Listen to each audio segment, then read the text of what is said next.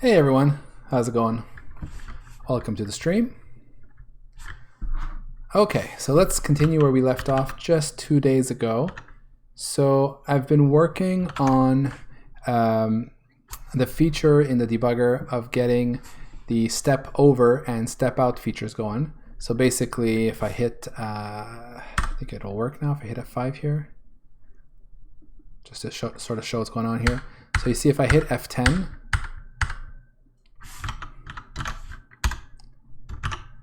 you can see that basically F10, which is step over, it's this feature right here, step over. If I click that, we basically step over functions. Step into has been working for a while, so if I do step into, we go into the set position function. And now I also have the ability to step out, so if I step out here, we finish this one, we're in this set position here. So step into, oh sorry, that was step over. Let's do a step into here, and then we can step out. Step into here, step out. So yeah, basically it's working pretty well. There are a couple of cases that I need to handle. And you can see here with the call stack that it all works as expected. So let's say we go to here, we go inside, joystick is down, and then we go into BIOS, is D-pad down. So you can see there's these entries in the call stack, and if I do step out, so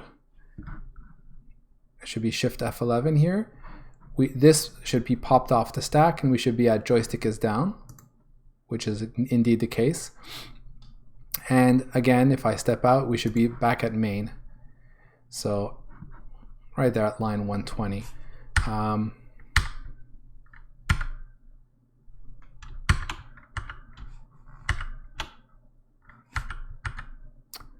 So yeah, line 129.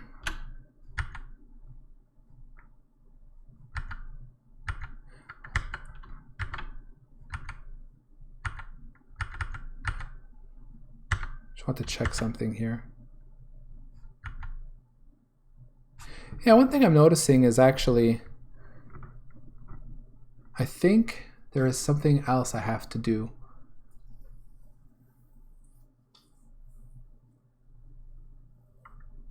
So what I'm noticing is when I step out of, let's say, the apps function, I'm still on this line and I really should be at the next line. Yeah.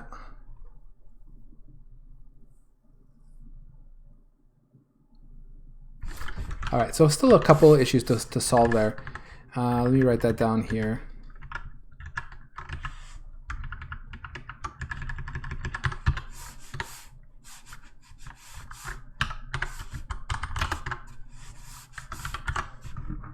So yeah, here's what's left to do. So right now there is step out should step to the next instruction. So that's a step out thing that I have to do. It's all related though.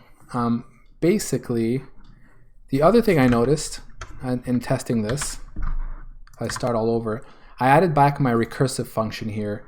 You'll see in recurse. So this recurses 5 times. I'll just go in a few times here.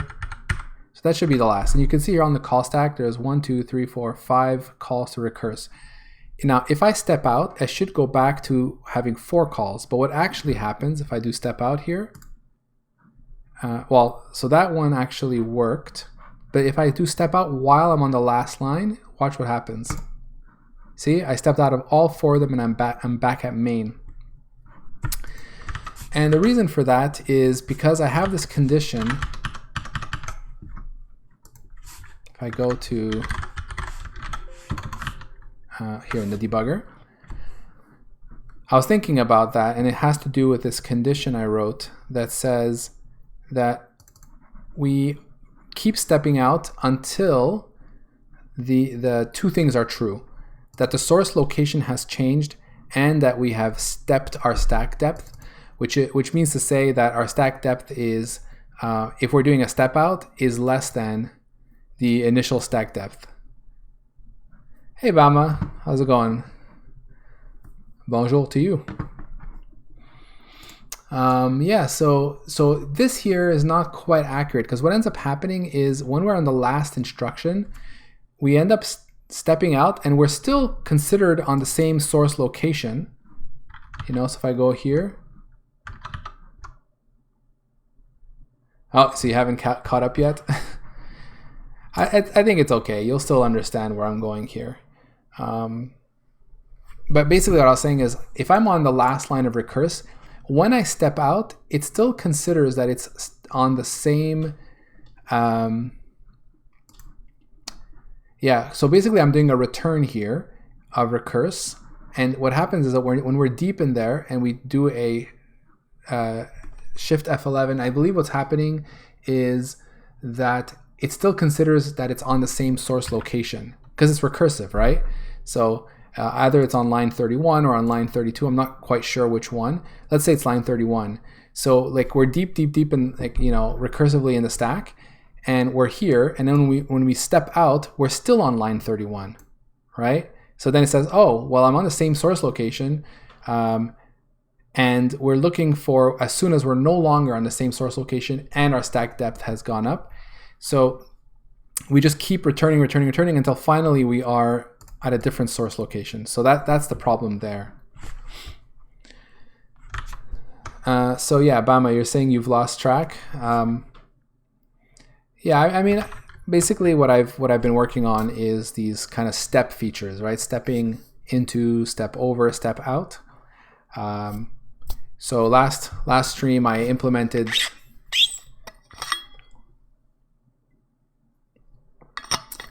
step over and step out, but they're not quite done yet. You need to add some tag with cycle, maybe. With cycle.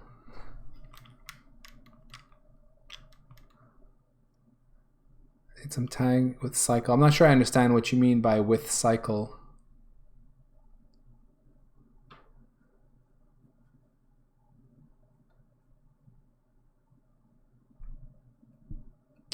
Oh, you mean about what I'm working on here? No, well, so I've thought a little bit about it, and I think what I really need to do is, for step out, it's actually simpler than that. All I need to be looking for is that the stack depth is smaller. That's it. As soon as it's smaller, we're done. There is no need to check that the source location has changed. Source location changed is mainly useful for stepping over. But stepping out is a simpler condition. So I'm just going to be changing this here. So, you know, in fact, we can try it right now.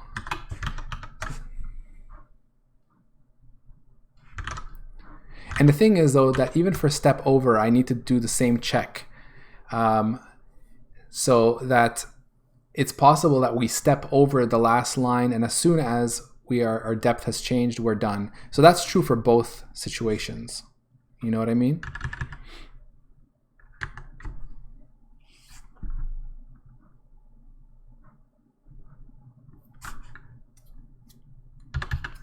So like for example, it'd be something like, yeah,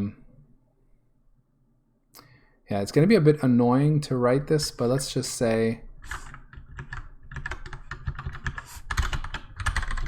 if the current stack depth is less than the initial stack depth, in either case we're done, right?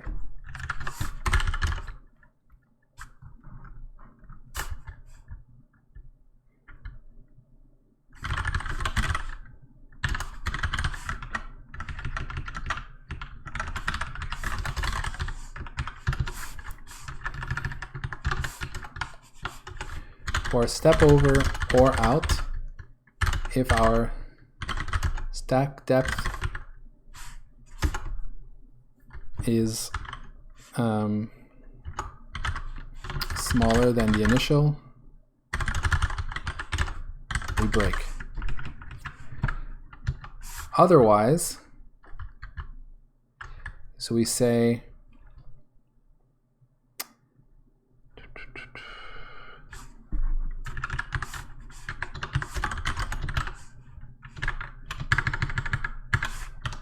we grab the source location,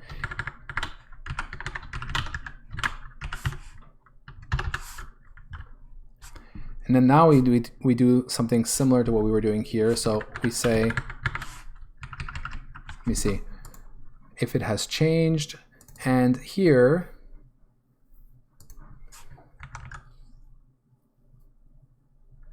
yeah, so now I'm thinking, we're looking to see if it has changed. So actually this takes care of step out pretty much all the time. Step over, we're looking for it has changed and that it's equal to.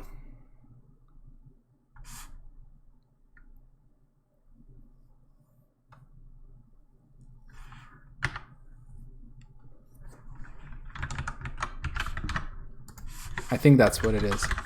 If we're doing a step over,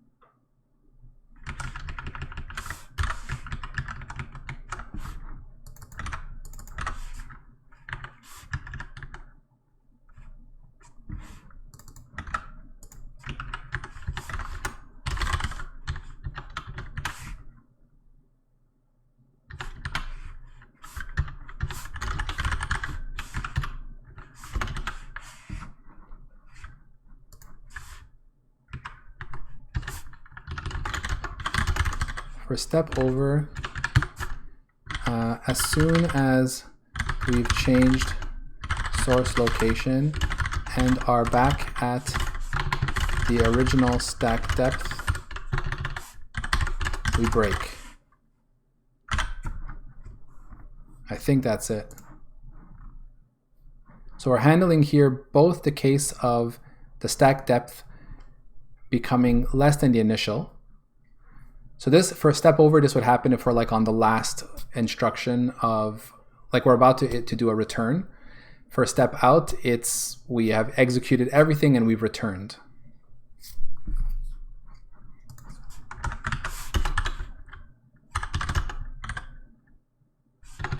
Return from a function, we break.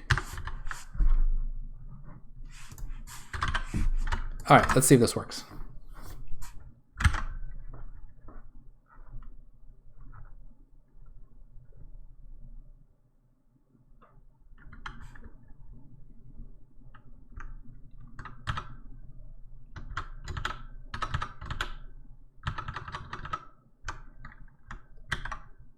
So Bama, you said you're from France, right?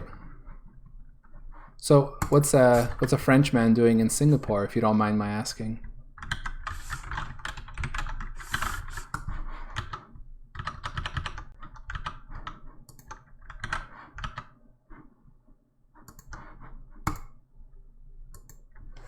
French, educated in the UK, and now Singapore.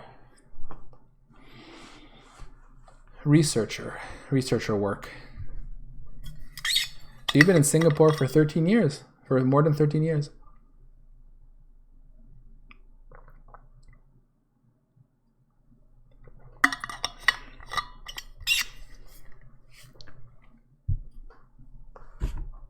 Oh wow, okay.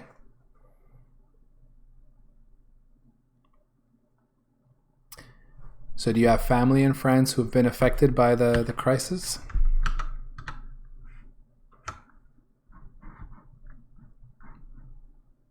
As I mentioned, all are okay, that's good. I mentioned this a couple streams ago.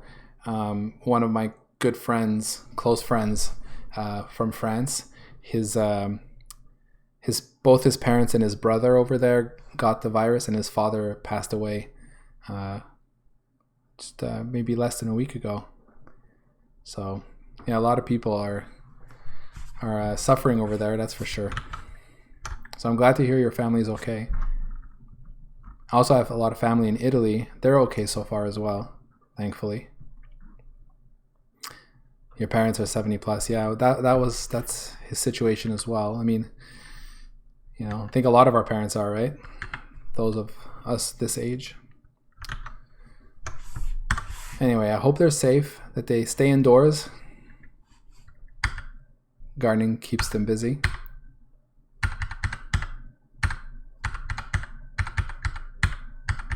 Okay, so Shift F11. There we go.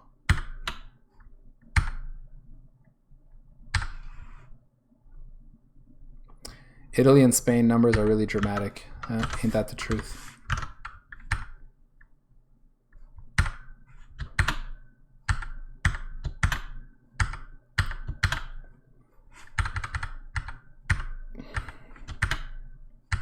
Okay, so the recursive one is working fine now.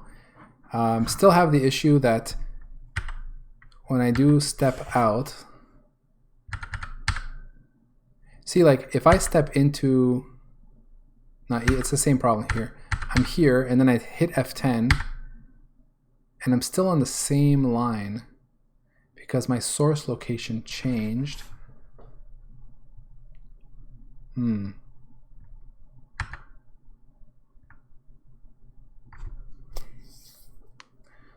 The world is it is like a worldwide reset. Keep positive and code testing.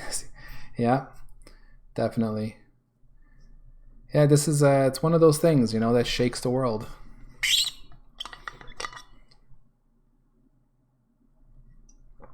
It's going to be very interesting to see where you know, to see what happens once this finally ends.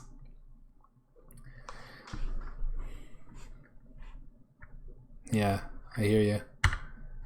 The numbers can be quite scary.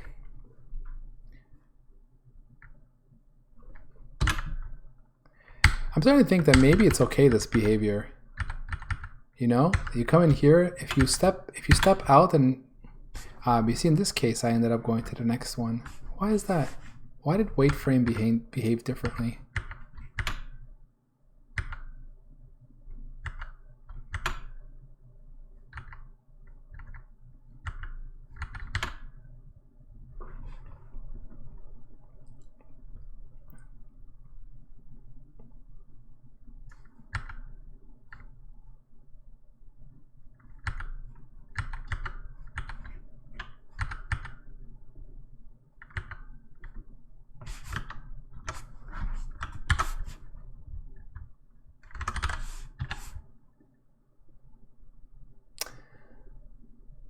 I have no kids, but would be even more worried. Staying home is the way for 1 full month at least. Let's not spoil the mood though. Oh, don't worry about it, man. It's actually good to talk about it. I think it's important to just keep talking about it. I think ignoring it is not the solution, you know?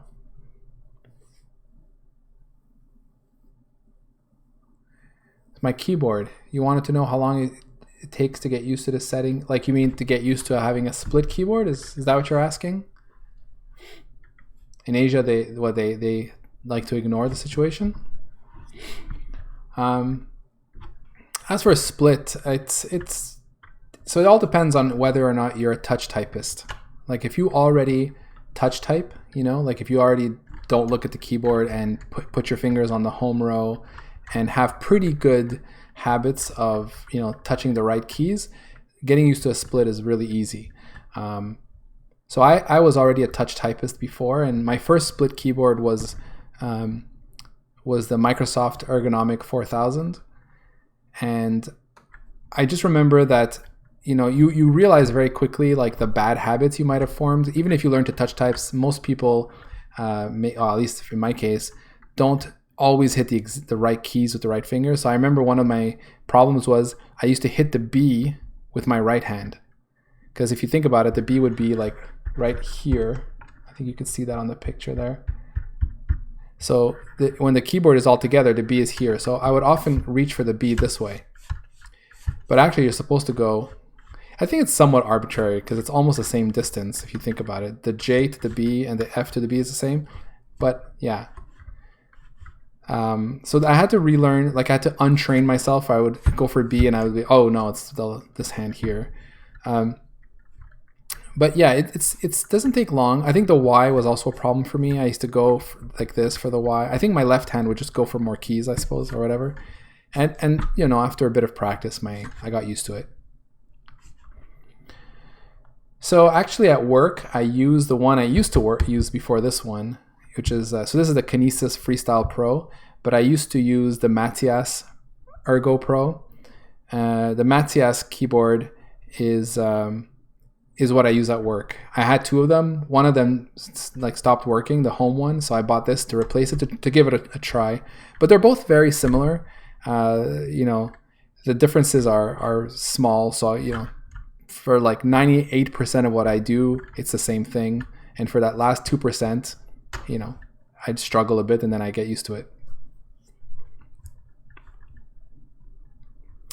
Yeah, when I'm typing on my laptop, I also have to change modes. But I mean, you know, it doesn't take that long. Like I said, most of the time, most of the keys are in the same place. And what you're usually doing is typing, right? So it's not so bad. I think because I've always stuck to standard layout, it's not so bad. Oh, what mic? You can actually sort of see it here. It's this right there. It's the, what's this one called again? The Snowball, the blue Snowball or something. It's a nice microphone. It's like this big ball and it captures sound pretty well. I mean, you hear me, right? It's not so bad. It's a very affordable, you know, affordable mid-level, low to mid-level mic. I do put it pretty close to me though, as you can see. That's pretty important. Like I have it right here, right in front of me, right between my keyboard pieces here. Actually, if I didn't have a split keyboard, I don't know what I'd do. If I put it further away, it picks up a lot of other sounds and it'll pick up my keyboard a lot more and less of me. So, and it kind of works out that I have a split keyboard.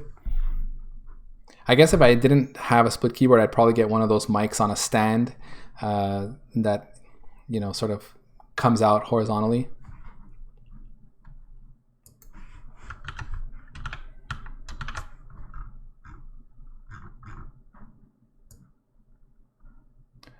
So what I wanted to see here, I wanted to put a breakpoint in here.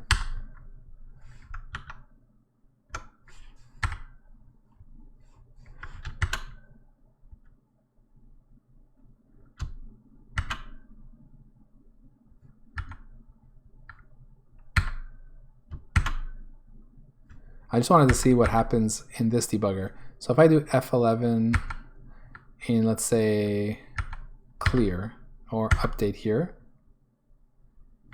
if I hit Shift F11, see, I am actually on the next executable line. I'm not here, and that's not really what I'm doing. Yeah, see there again. I go into ImGUI render, and when I come out, I should be on line 299.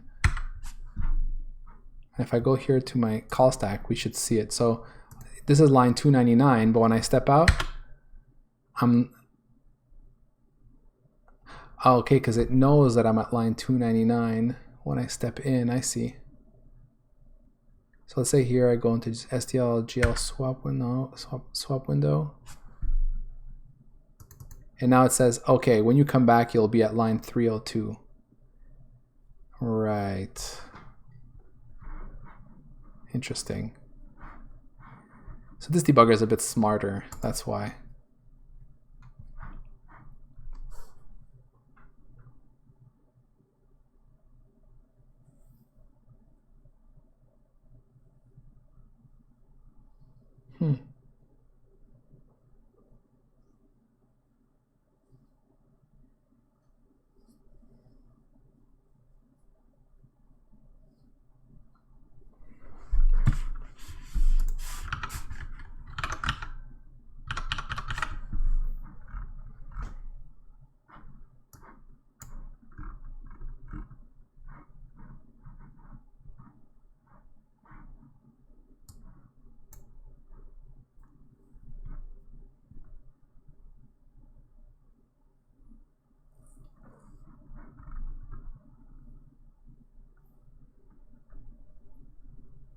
So this means that debugger is being a little bit more intelligent. I think what it's doing is it knows the calling convention, and it says, we just made a call.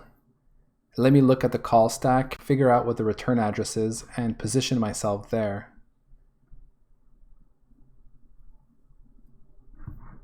That's true.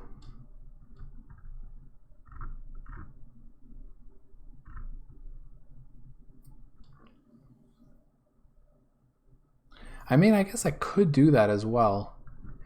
Right now, all I'm doing is I'm looking at a very high level thing of source location changed. But if I want it to behave more like a regular debugger, I would have to do something slightly more intelligent. Or not slightly, but more complicated, that for sure though. Because here I'm just looking at the program counter, and I'm saying step into finish executing current source location and break when we hit a new source location instruction. So that's fine. And when this happens, we may have made a call. Here, step over or step out. So when we're going to do a step out, yeah.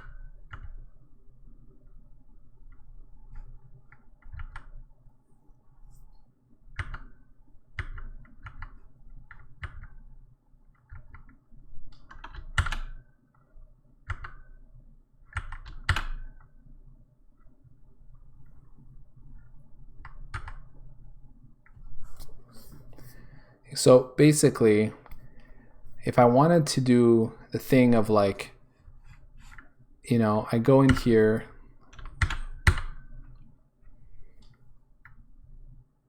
so I'm in set string right now, right?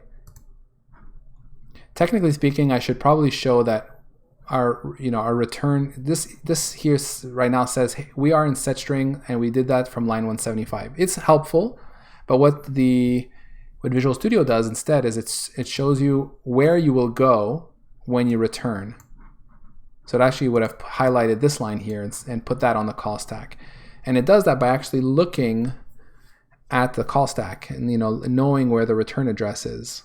And I have that information. I have the call stack. I can look at it. So I could actually do the same thing. That's not a problem. I could totally change this to show the return value. That's easy to do. But what I'm doing is I'm not using that information for step out, which I could do. Right now, I wrote my step out in terms of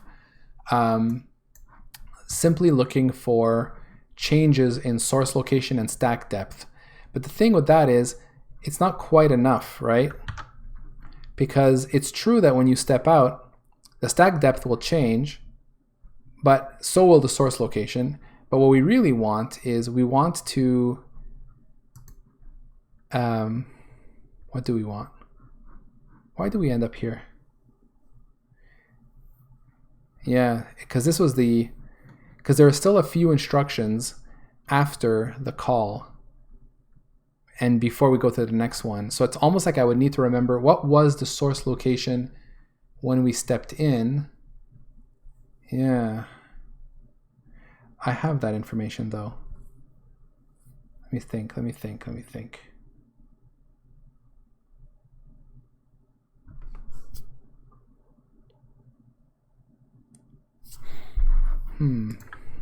It's not trivial actually.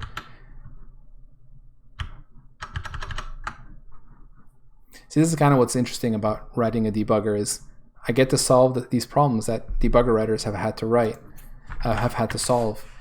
We sort of take it for granted how debuggers work, but yeah, it can be pretty complicated.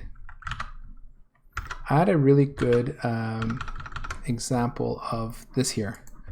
Yeah, it's exactly the line I'm looking at. I like this instruction here, this line, because it does two function calls on one line.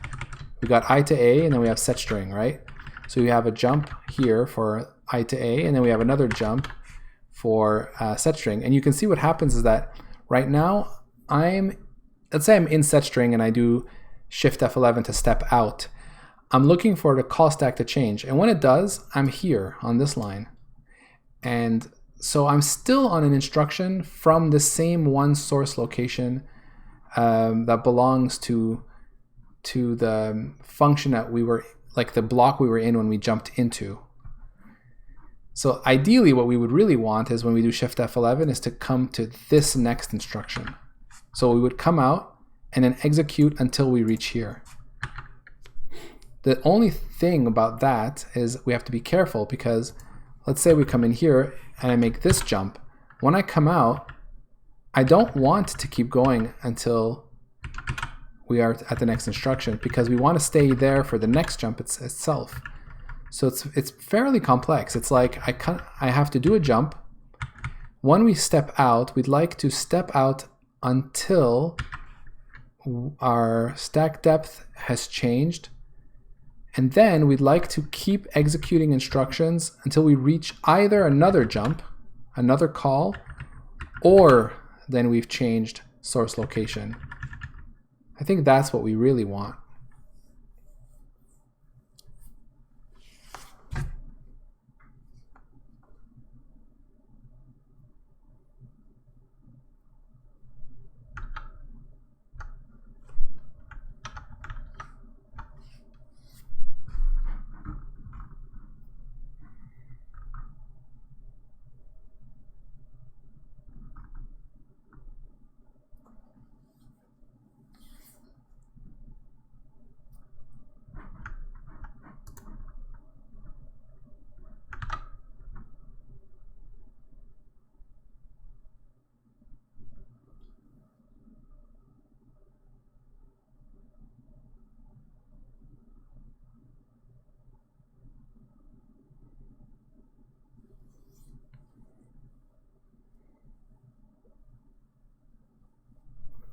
What this is telling me is that maybe,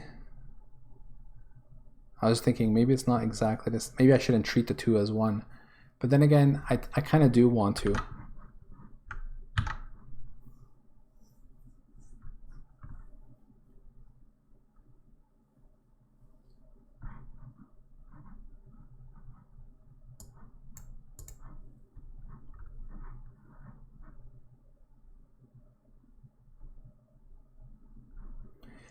Maybe what we really want to do is, if this condition is true, that's the step out condition, we want to go to another state, I think.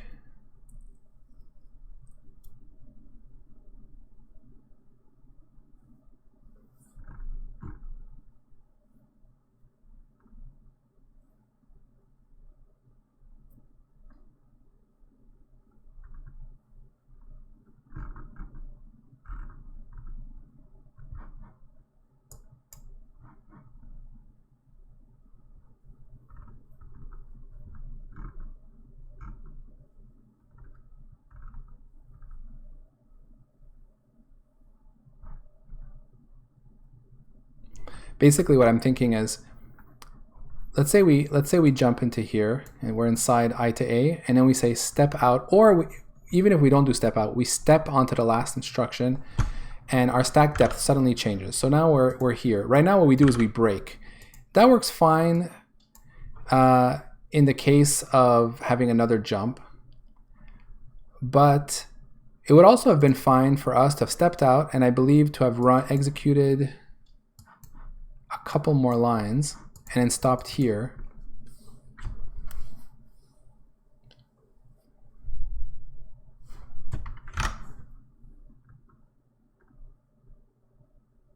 That's the thing too, is I'm not looking for calls. I'm just looking at stack depth. I don't even care about calls. I just look at the call stack. Yeah. I would have to be a bit more intelligent and say, is the current instruction a call? So let's say, I could say, I can go into another state that says just keep executing until either we hit a call or we changed instruction. In either of those cases, we break. So what would happen is we'd step into I to A, come out, go into another state. This is not a call, this is not a call, this is a call, so break. So we would still be on the same source location, ready to execute the next step into.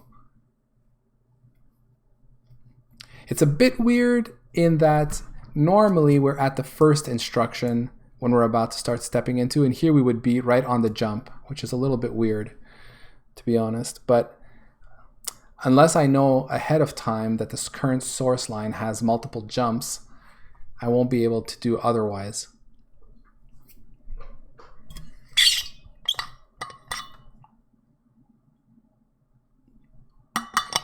And probably it's okay.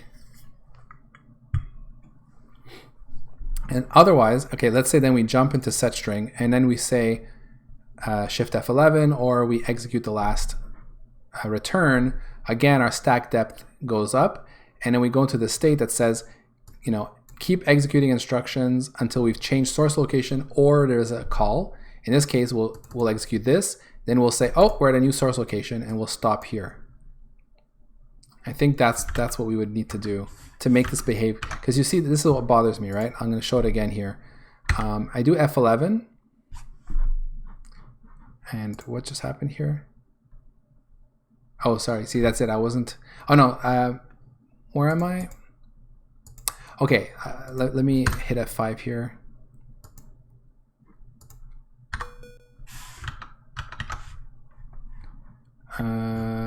Wait. I think I need my breakpoint there. Okay. So I hit F11 to step into. I'll go into the I to A function. So I'm in here. Whatever. I hit Shift F11 to step out, or I'll just click here. And we're still on this line, and this makes sense to me because we are about to, if we want to step into, we'll step into this set string now, right? So I'll do F11. We are now in the set string. This makes sense. Now, when I do Shift F11, what should happen is we should be on the next line. But instead, what happens if I step out now is I'm still on this line here, as though I were about to execute it. But I'm not. I really am about to execute this one here. But F10, what it'll do is, the reason why I'm still on that line is that I'm right here on this instruction. The load effective, whatever this is. And load effective address something. Anyway, I'm on this instruction here when really we want to be here. And so then I'm going to hit F10.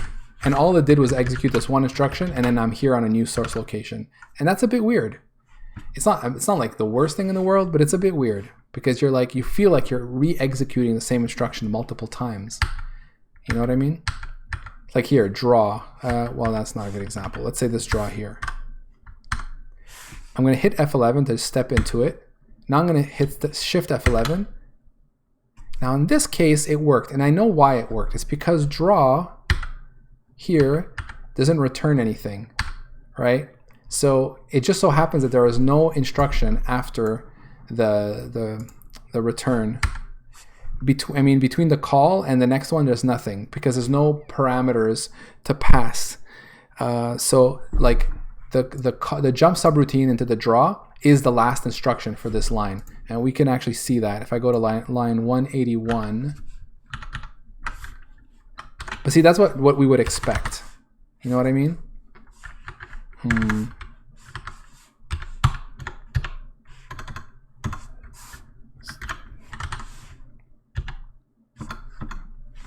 Is this it?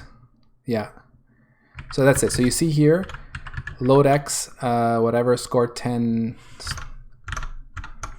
This is very confusing. Sorry about that. Let me split this and then actually show it here. All right, so line 181 corresponds to these two instructions. And then line 182 is similarly these two instructions. And because the last instruction of this block is a jump subroutine, when we return, we happen to land onto the next one. And the reason for this is because there's no parameter passing or any adjustments to make. But that's not often the case, right? Like over here, at, where is this? Just a little bit above, we have a jump into object draw. I think this is the draw. Oh, this is the draw. So that also happens to be the last one here. So this is where we were before, the I to A. So the set string here, when we call set string, we then, what is this again? Modify the stack. We adjust the stack pointer, probably because we passed it a parameter. Yeah, we passed it the result of this call. And so whenever we pass parameters to functions, there's an adjustment to make to the stack register. So yeah, so that's the thing, right? I think we'll see the same thing with like vec_printf over here. Yeah, there's a printf call here. You see there's an adjustment to the stack. So yeah, so that's basically, we expect it to behave like this, right? I'm going to step into here. If I step into this score text 1 draw and then step out, I'm on score text 2 draw. I step into this, I step out. It was still a bit weird, but anyway. Okay, so let's see. Since we have a proper state machine, we should be able to do this.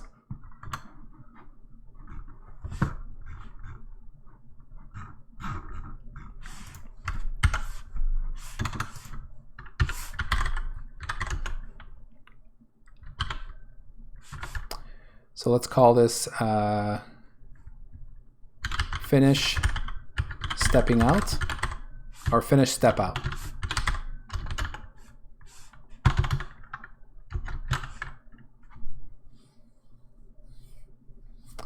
Now this one will be very similar. I do need to know if it's the first time, and I need to know this information here. Do I need to know this?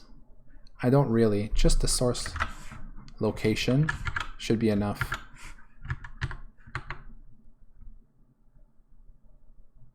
And whether it's the first time.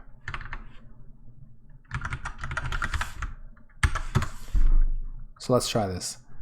What we do is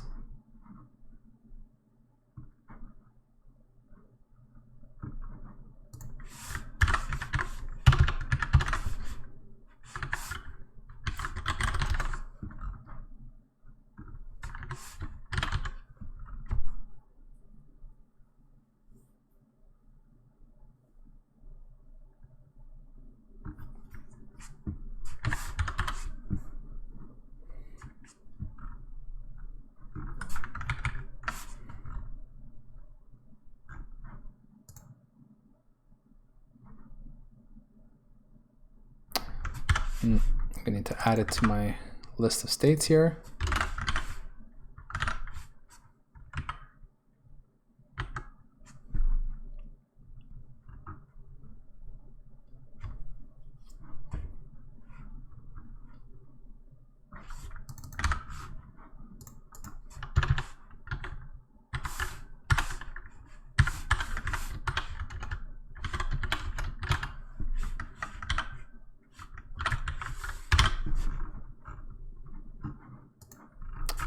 I'm going to just copy this here.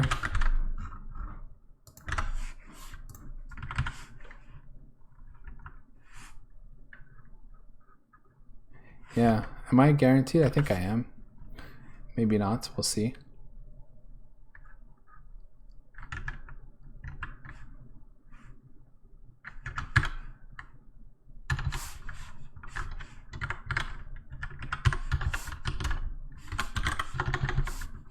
Break as soon as source location changes, or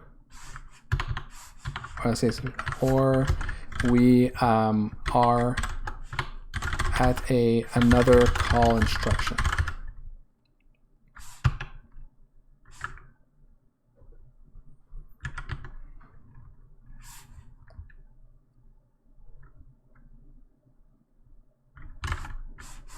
Which means there are multiple calls I'll put here, the latter will happen if a given source location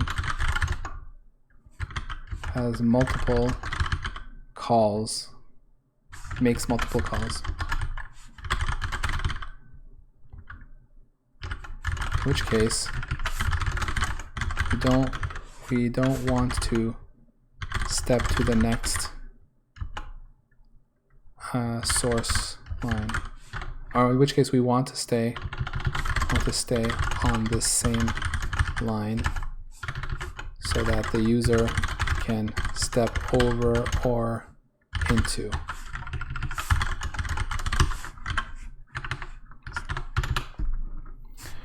Okay, so what does this mean? It means we check if debugger util is call of the current location. In fact, I guess we need to check this before we execute this next instruction, right?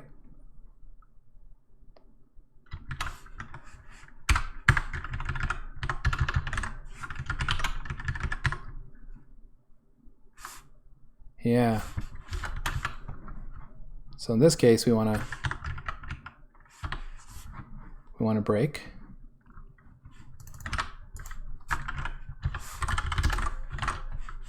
Whoops.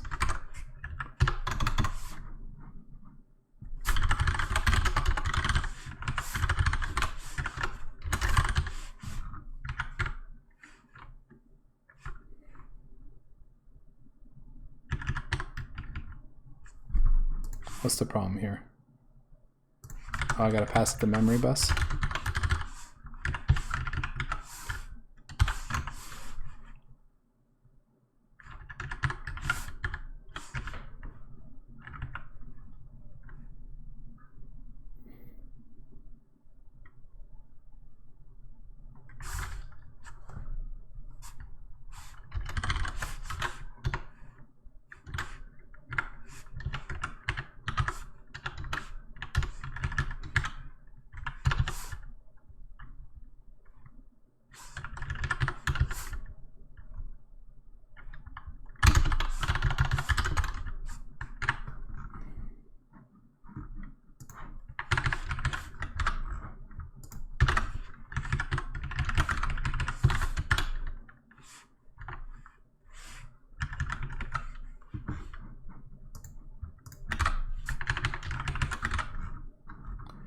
Lots of repetition here, so I'm gonna have to do some refactoring later.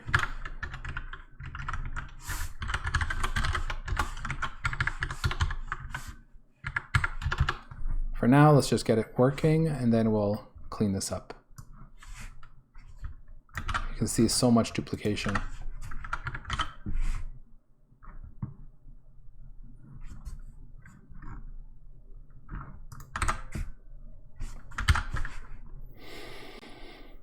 Let me just go over this a second here. So we enter this state. First time we come in here, we grab the current source location. This I'm not so sure is valid. We may, is it guaranteed that when we step out that we're going to be on an instruction that's known? It's not guaranteed.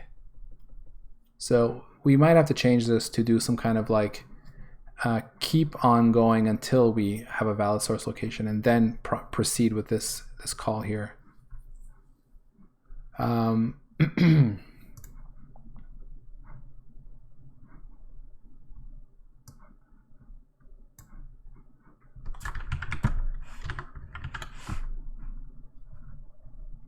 after that, we check if the current, so I got to check this before I execute because we may have just landed on another call, which is totally doable, right? Like we could have been, let's say this jump here, we just returned, let's say there was another jump right under it like that, right?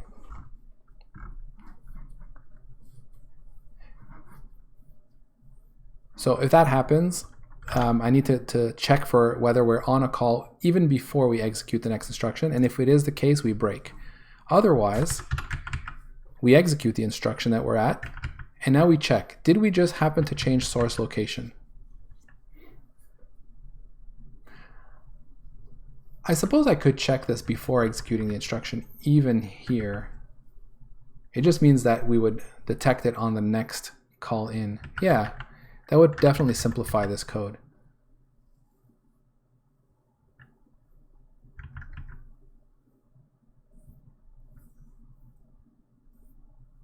It just means that the first time we enter, we will have saved the initial location, and then we will be checking the exact same initial location, which is a bit weird, because for sure that could not have changed. But it might simplify this code a bit.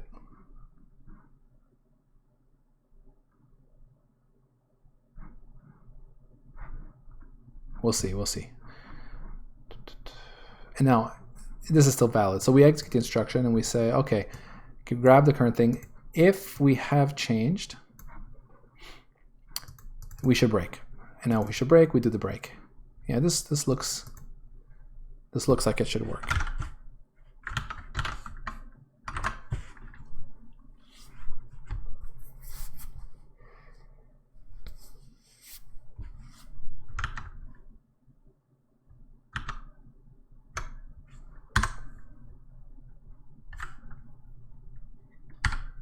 So let's see, F11, Shift F11, that looks good. But let's go to our main use case that we know is problematic, which is this one here. So I do F11 into I to A, Shift F11, still on set string, F11 there, Shift F11, and we are correctly on the next one. Perfect.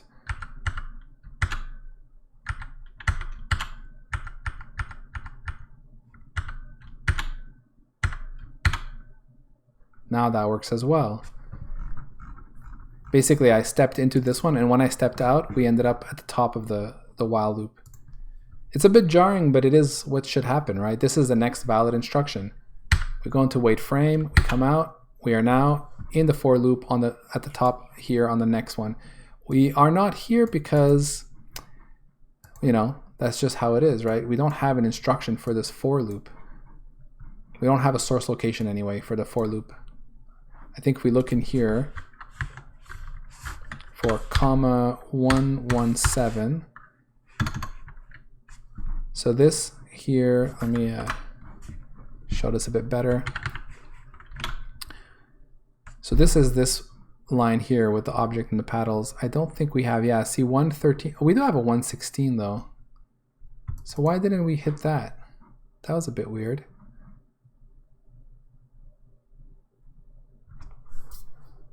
There is a case where, yeah, I see what's happening here.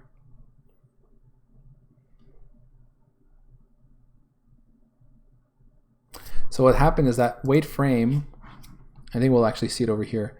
See 113 is just, this line here is just a jump. So when we came out, I actually was at a proper next source location, and then we ended up skipping all of it and going to the next one here because of this code I just wrote. So yeah,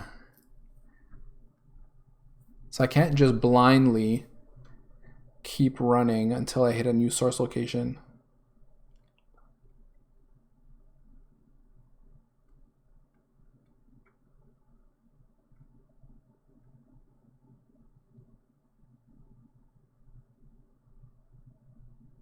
Okay, yeah, I know.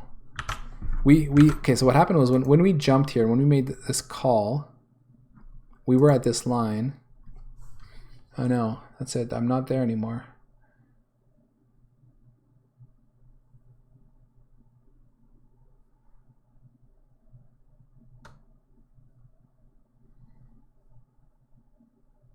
Wow, yeah, what a pain in the ass.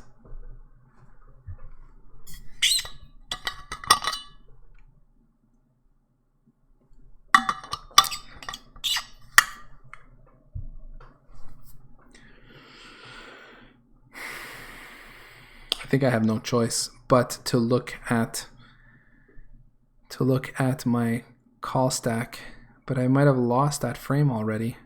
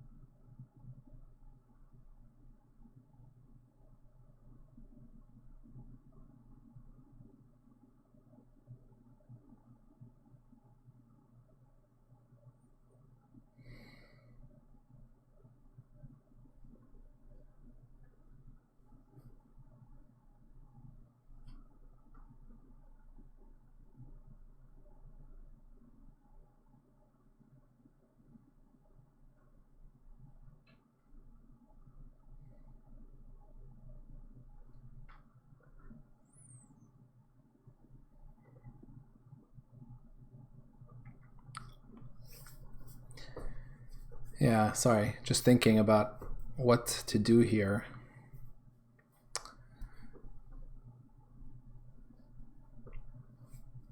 As I'm thinking about is I have a call stack.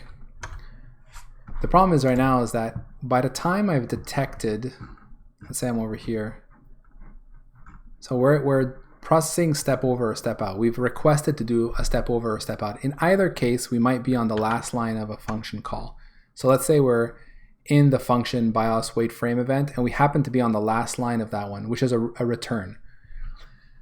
So we do F10 or we do Shift F11. So we step over the last one or we step out of the function. Whatever the case may be, we find ourselves basically getting to this instruction because we're looking for the call stack depth. So we see that the call stack depth has now gone, is less than where we were while we were in this function. Let's say it's a stack depth 4. We step over the last instruction, the return, and it's now 3. So we're here. I've already lost the context of my call stack, like where was I last time before we did that step. Now I could save the parent frame of the call stack. I'm just worried that what if it were in some code for which I don't have source code? Would I need to save all the parent frames of the call stack? That's what I'm worried about.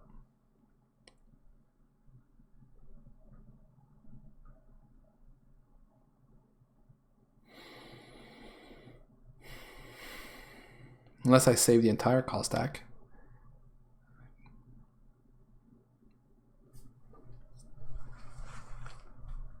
So then the idea would be, let's say I save the entire call stack.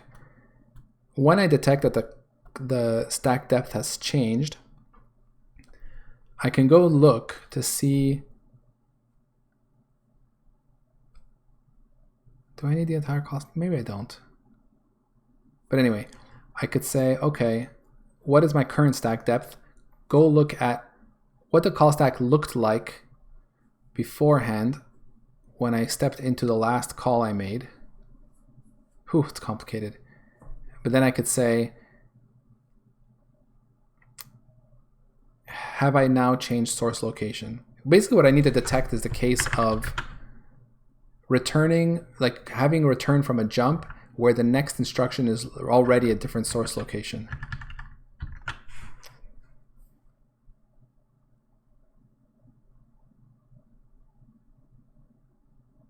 Maybe I could do this more intelligently. Maybe what I could do is, since we are about to step,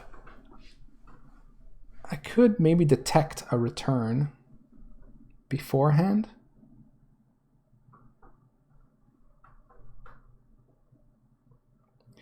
So we are about to execute an instruction here, right? Like just before I execute it, I could say, save my parent frame, do the instruction, and if this has happened, I could check what was the source location of my parent frame. Maybe that's what I could do.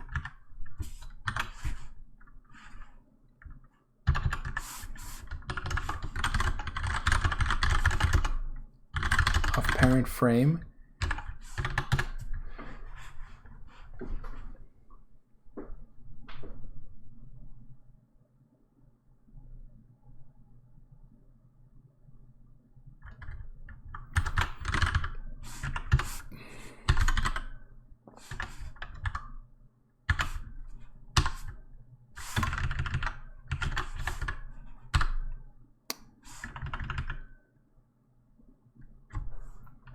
Get last callee address. Is that what it is? I think this is it. Get the back callee address. The callee is the one who made the call.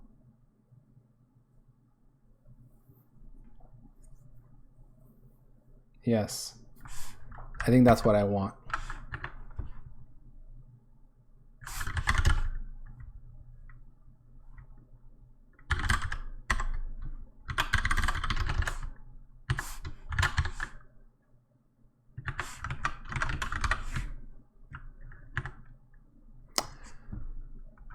So if the current stack depth is here, if I have a parent address, because this is an optional, I mean, it's always pretty much going to be true.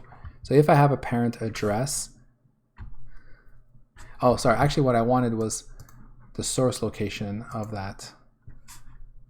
I guess I don't need to get it just yet. So let's say I have a parent address.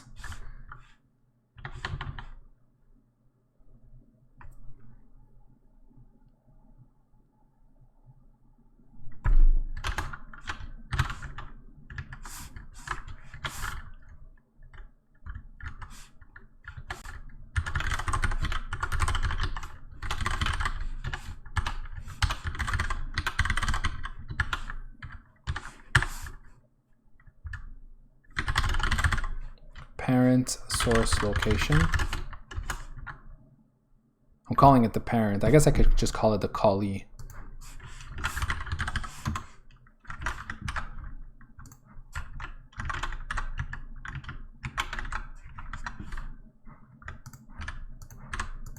Okay, so if I have a callee address, I get its source location, and now if our current source location has already changed, so you see I don't have a current one here, so I should probably grab that.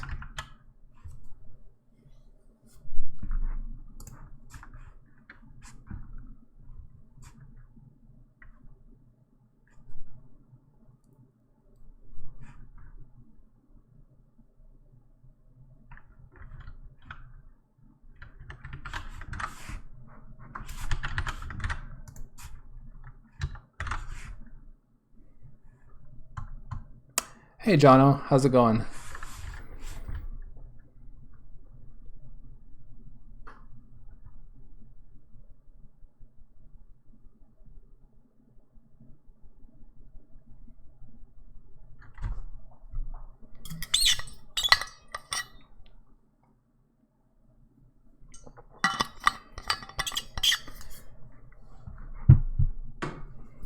So let's say I don't have a source location and I just stepped out. What do?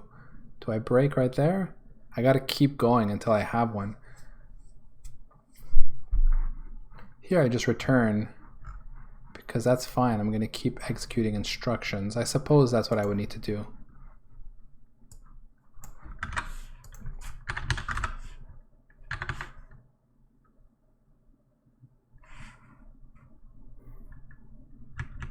Yeah, I'm all right.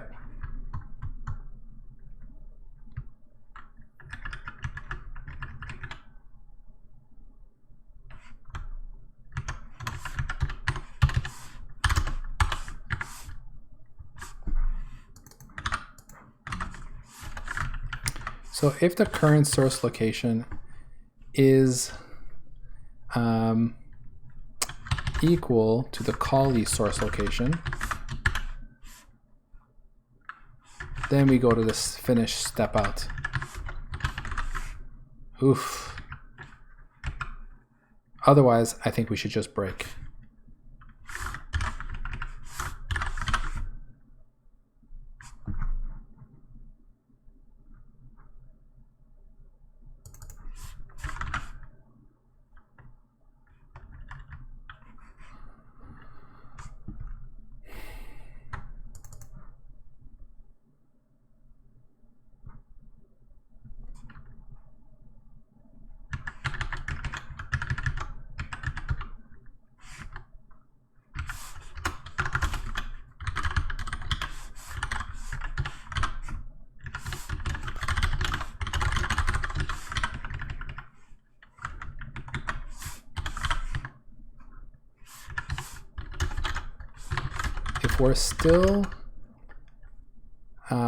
If we're still on the same,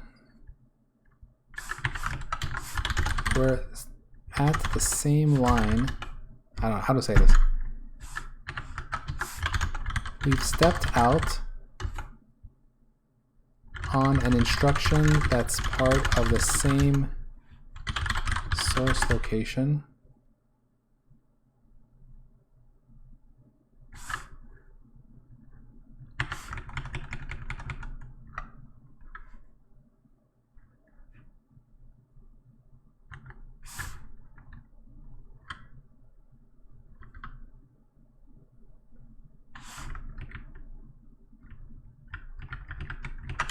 we've stepped out onto onto an instruction of the calling function, or of the calling source location, then finish the step out. Finish the step out. Keep going until we hit a. I'll just leave it like that. Otherwise, we're at a new source location already, so just break.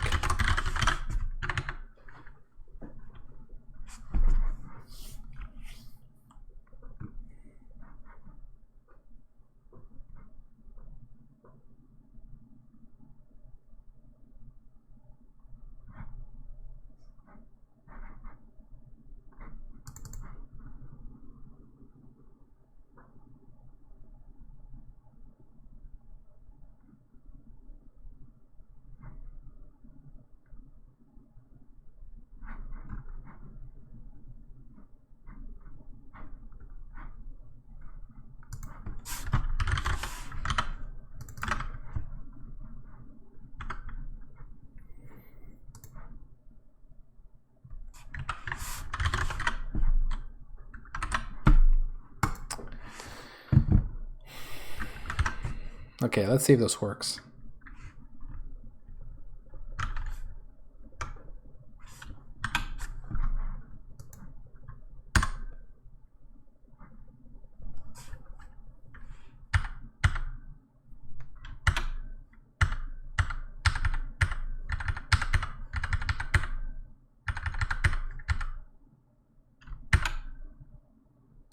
That did not work.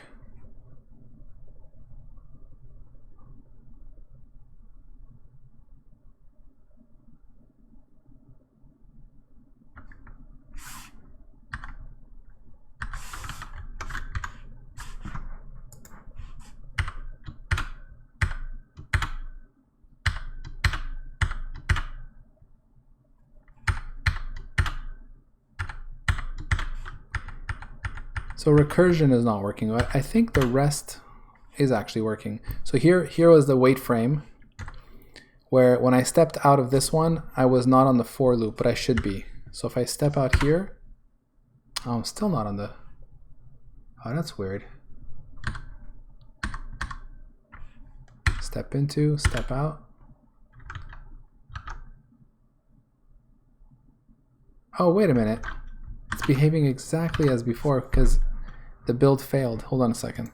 I think it was because it was still running the debugger, so it couldn't write out to the executable. That was kind of odd how it behaved exactly the same way. Okay, now build succeeded. So let's see if that's any better.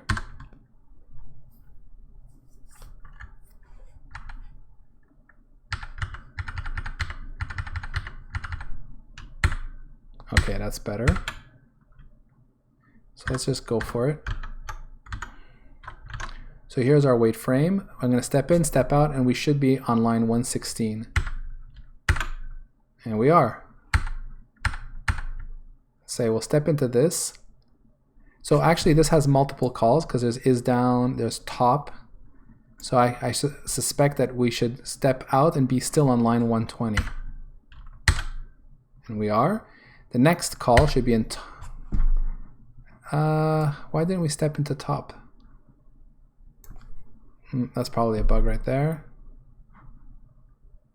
Let me go see here. Line 120.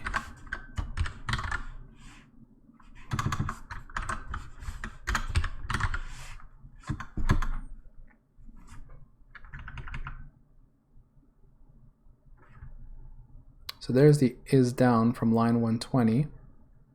Oh, is it possible that top ended up being inlined? Because I don't see another call here. Oh no, here it is.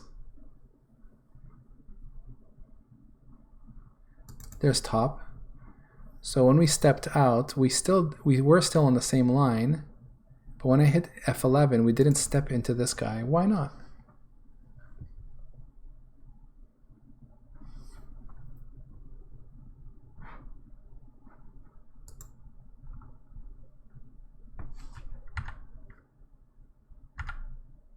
Oh, I know why. Because is down was returning, of course. Is down returned false.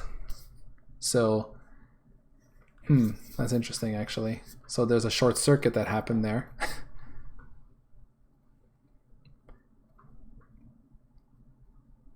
So since it returned false, the whole expression is false. So we wouldn't actually step into top.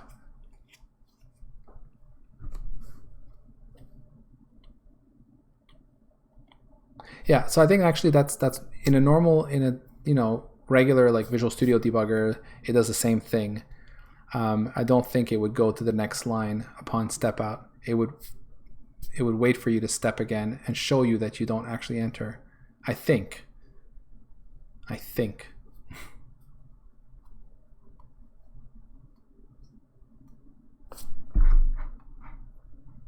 don't know for sure though. Let's try it.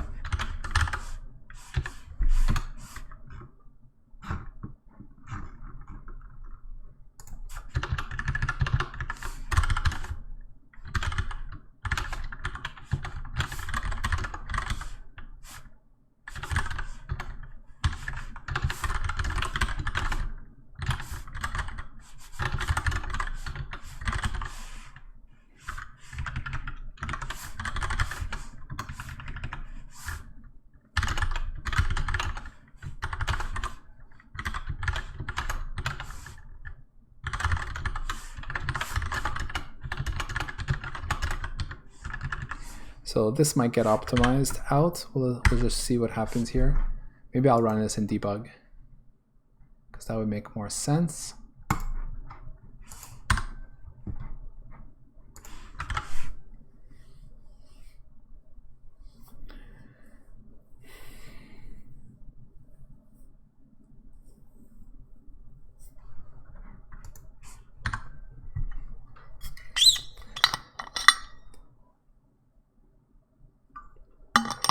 So Jono, how are things in Australia?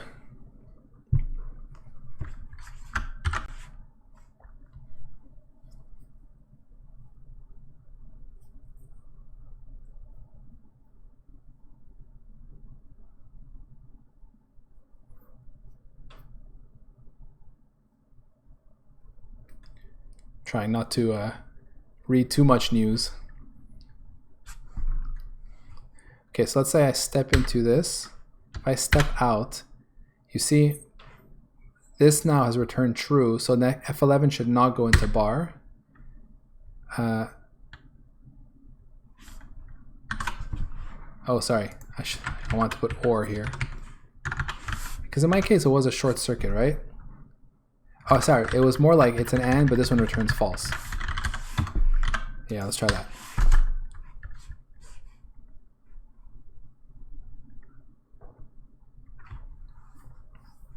So if I do F11 here and then do Shift F11, we're still here, foo return false. If I do F11 now, we stay. Okay, so that's exactly the behavior I'm seeing with our debugger. All right, so we come back here, switch back to release.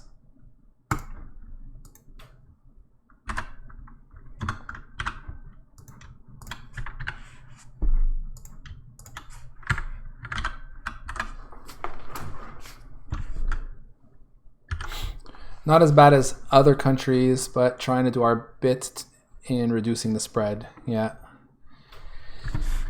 that's a great idea.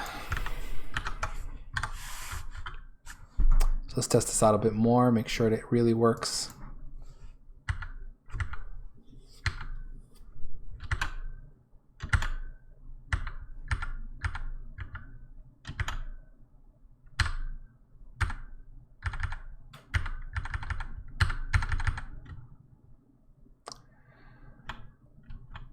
Yeah, my family's all right. We're all holed up in here as expected, right? Making the best of it.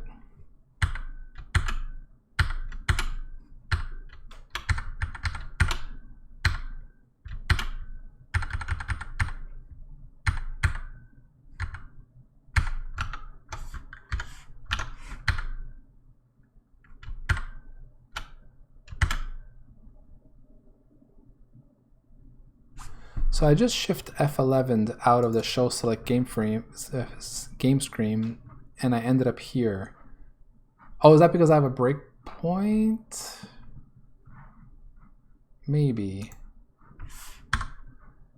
No, I don't think so. See, in the wait frame it doesn't do that.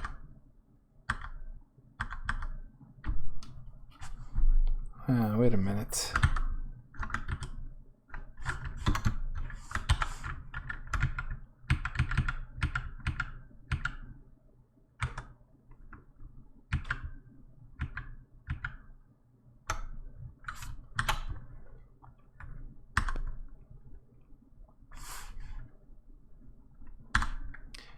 Go inside, shift F11, and we're still here.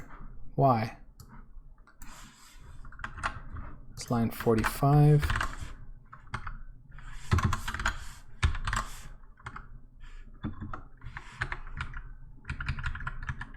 So there's our jump. Oh, no, this is not it. Where's show select screen?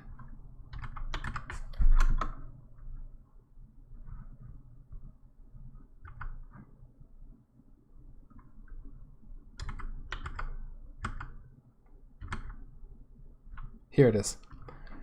Show select screen, we call that. We shift F11, we come here, and the next line should have been 55.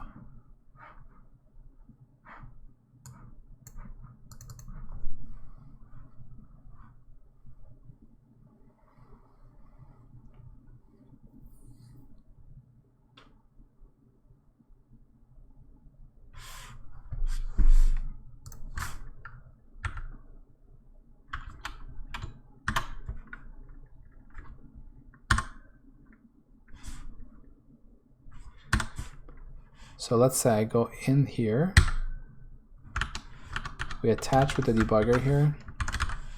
I'm going to try and debug this with one screen.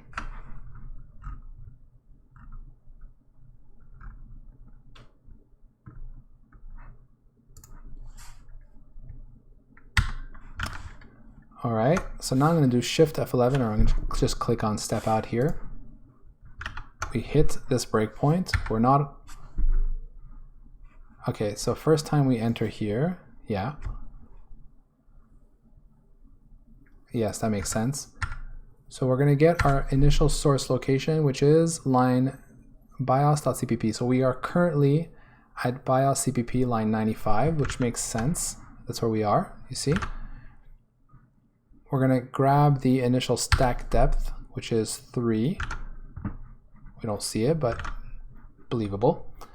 We're going to grab our callee address. Now let me take a look at this.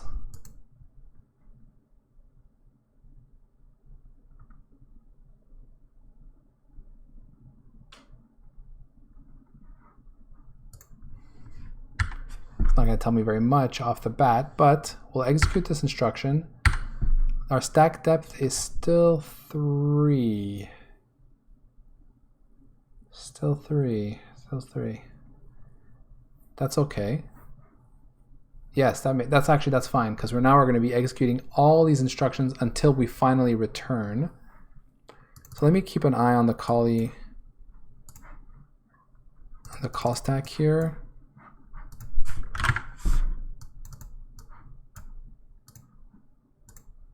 And on this address, which shouldn't change.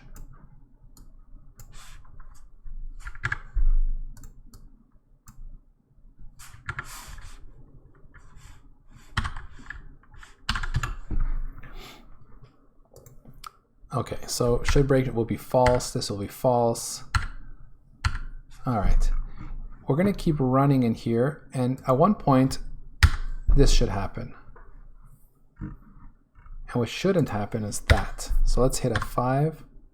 Now this is false.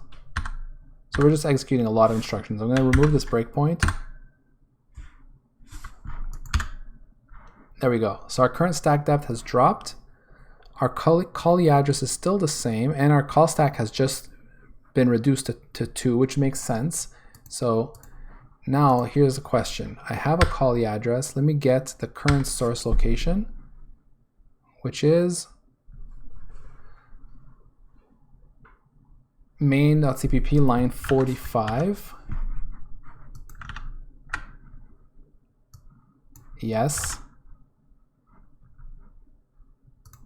And the source of the callee source location is the same thing, line 45. So if we've stepped out onto an instruction of the calling, yeah, so there we go. This is correct. We want to finish stepping out. So that means that we should now be, actually, we should actually look at what our instruction is right now. Let me see. We're at 2843, which is 0B1B, which is here. And what we should be doing to finish is executing until we change source location, which should put us at 0B1D. So let's say I say state is this. Oh, wait a minute. Okay, I see my problem here. I need to return as soon as this happens.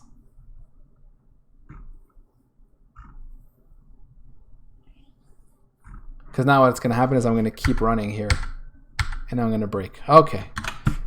There we go. Debugging for the win. Debugging my debugger for the win. All right. So we've did this and we return.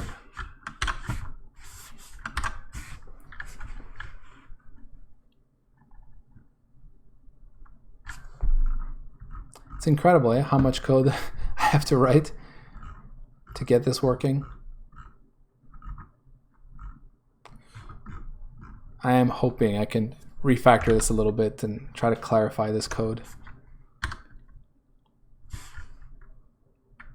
All right, so here we go. We go inside this function, we shift F11.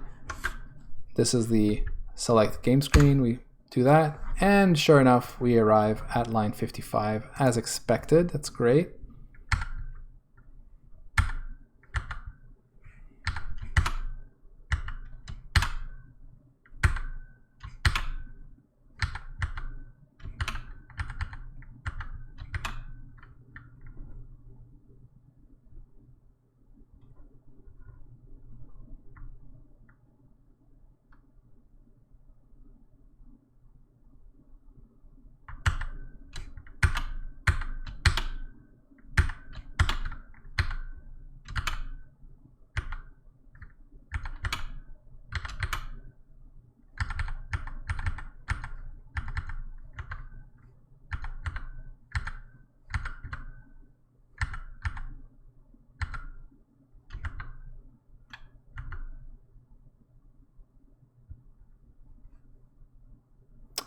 So what just happened there?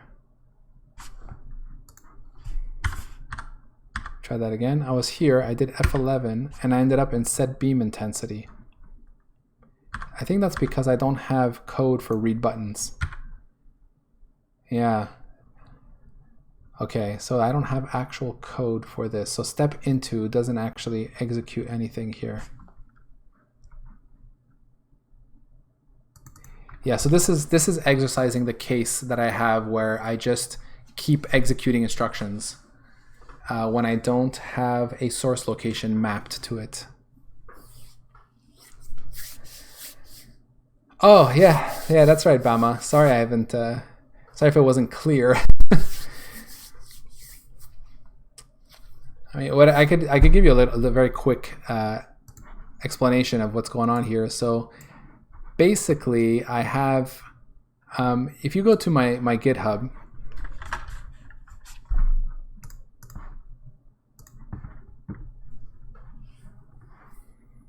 and you go to, where is it? Here, Vectrex Pong, right? So this is just a very simple C++ Pong game. It's the one you've been seeing here. So this here makes use of a, and I write it here.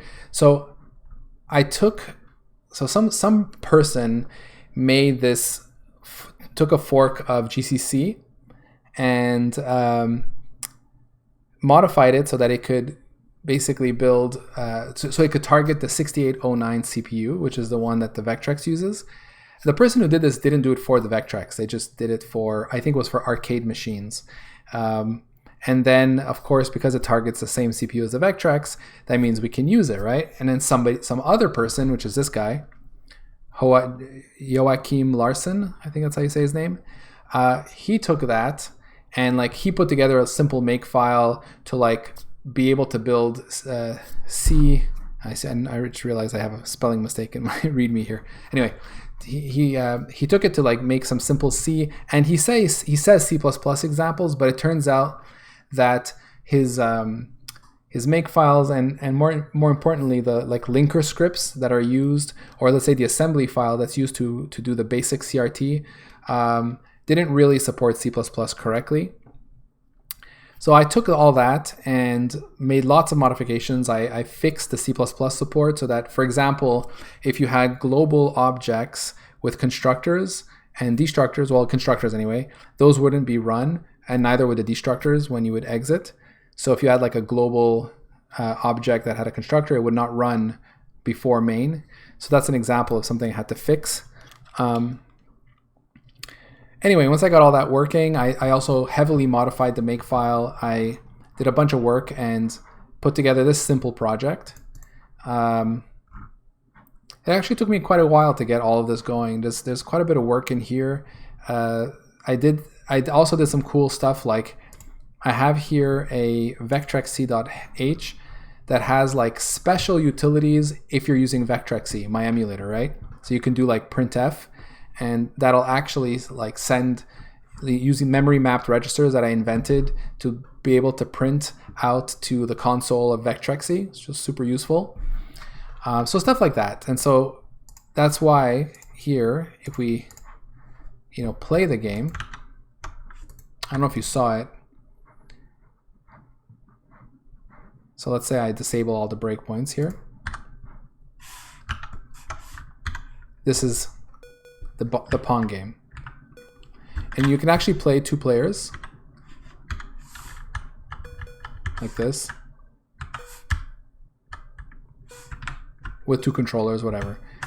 And actually what's really cool, I haven't really shown this on stream, but I put this ROM on a chip. Like I have these EEPROMs, and I actually burned it onto a chip, and I have a little board that I got actually from some guy in France. He sells these boards, and I ordered a couple, and he sent them to me, and I put a little ZIF connector on the board, and I'm able to put these reprogrammable EEPROMs on there, and so I actually put my game on there and tried it on my actual Vectrex. And it worked. It actually works. So that's how I validated that my, what I'm building, it does actually build and run correctly. So I actually think I'm the first person to write a C++ program correctly that works for the Vectrex. A lot of people have used it to do C programs, but I believe, and maybe someone's tried to do C++, but it would not have been proper C++. So anyways, that's pretty cool, right? So then my next thing was, all right, that's great. What would be really fun is you're writing all the C++, but it would be really cool to be able to debug it, right? And I tried one thing, which was to use the GDB stub, which is like this protocol, text-based protocol for GDB. But it turns out I can't use it because this fork of GCC that targets the 6809 does not actually output, ELF and dwarf.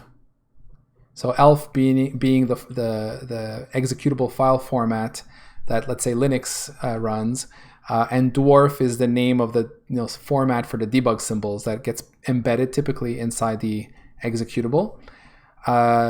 GDB and all the stuff related to the GDB stub is based on dwarf and getting the dwarf symbols out of an ELF. So after spending a bit too much time trying to get all that working, I realized that there was no way I could get it working.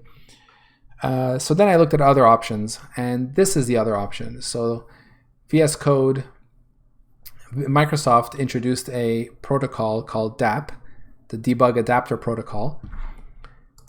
So it's, where is it? There's a lot of information about it on over here somewhere. But basically you look up DAP and yeah, this is the specification for DAP. See here, DAP, the debug adapter protocol. So this is actually a protocol for debuggers, and the idea is that, you know, this picture I think explains it really well. Classically, what you'd have is like different IDEs or different editors or different tools. Everyone would basically write their own interface to talk to a certain debugger, right? So like Visual Studio, VS Code, Vim, Emacs, whatever you use, each one of them would have to implement their own protocol. Like, oh, I want to be able to debug Node.js stuff. Well, I'm going to write very specific code in my IDE to do this kind of like talking to the Node.js environment. I also want to support Python debugging, so I'm going to write my own thing here. But then somebody else's editor would have to kind of redo the same work, and the same work for, say, for C# or whatever.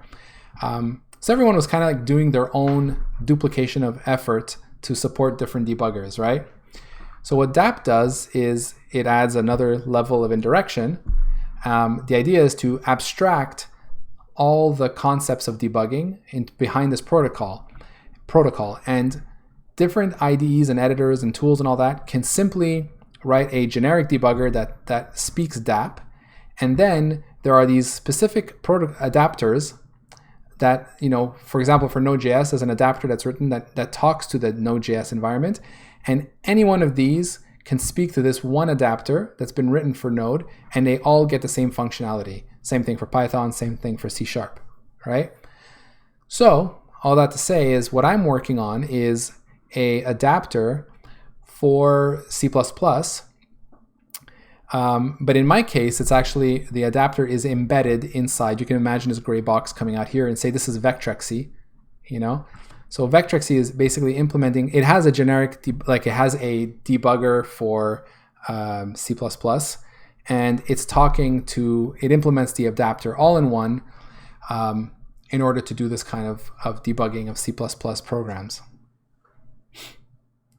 So, I mean, in my case, I'm not writing an external adapter that other people could use. There exists C++ adapters, but I have to do something a bit more special because the part that's missing really is this, in my case. I suppose all of this, in my case, is living inside Vectrexy. You know what I mean?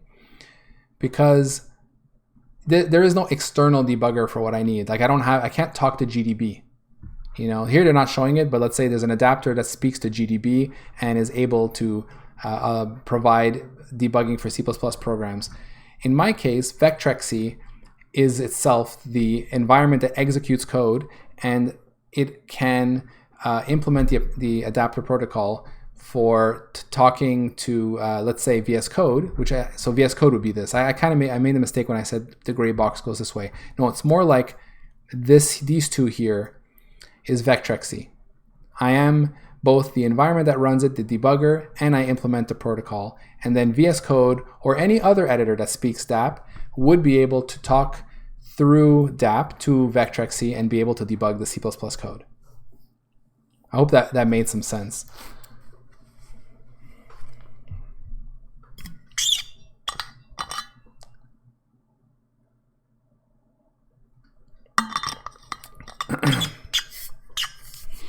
I remember in the past I had a Yamaha TX16W sampler, and some people developed this Typhon OS for it. It was for 68,000. When I see the Neo Geo also has a 68K as main CPU, this could be cool to do this.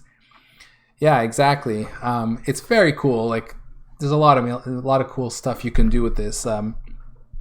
Pretty much like every emulator out there could do this thing, you know.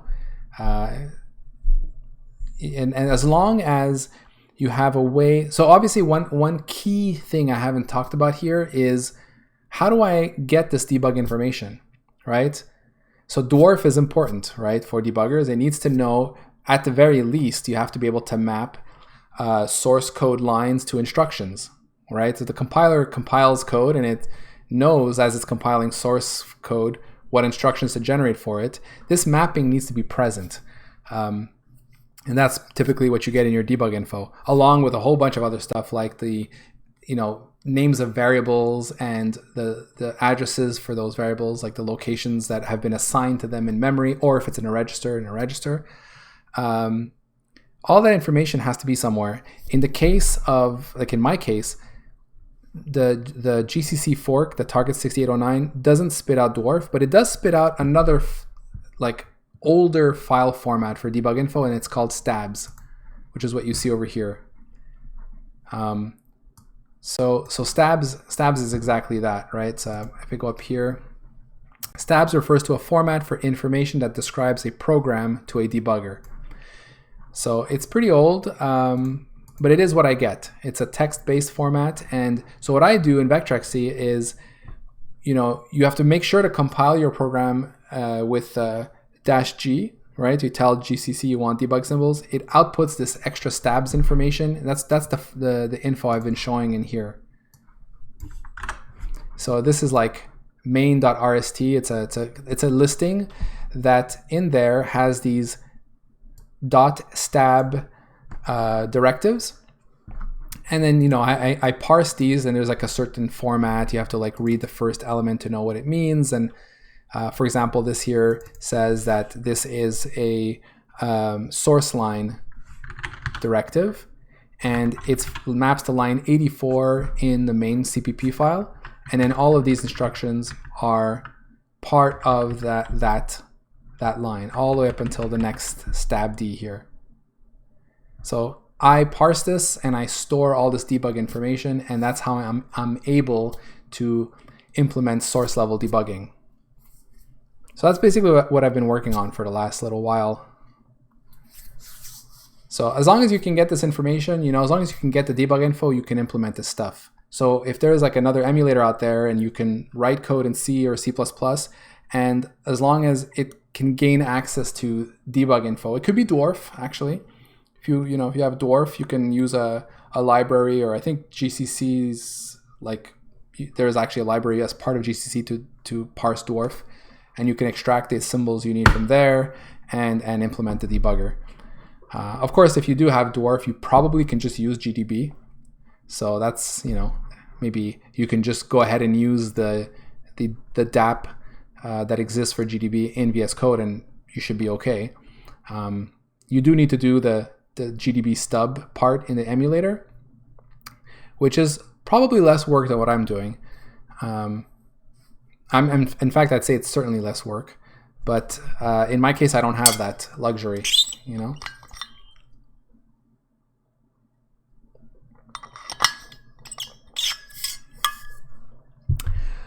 Okay, so that was a lot of explanation. Hopefully, hopefully you're up to speed now.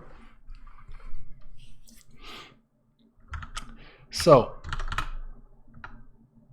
hey, no problem, man. So I had noticed something. It was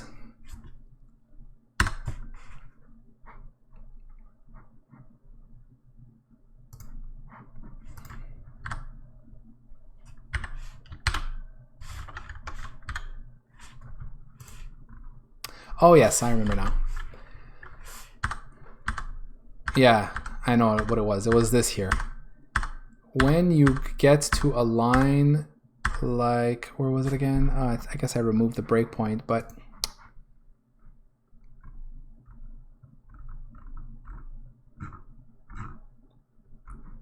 oh, here it is, in wait frame. Why am I not hitting that breakpoint?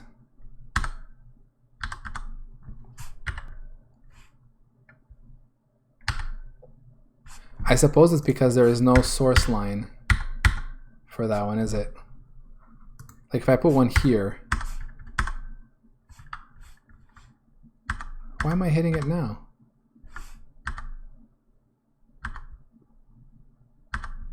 Very odd.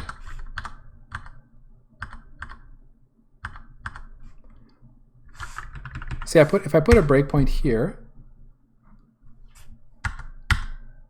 on line 108, so now I'm in update audio.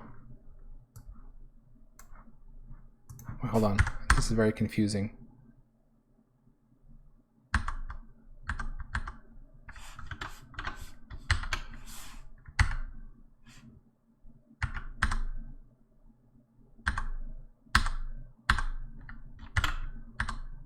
There's something weird going on here. I have a breakpoint right there on the wait frame, but this breakpoint's not actually being hit.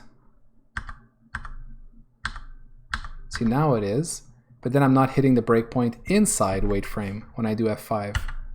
I really should be hitting this one here.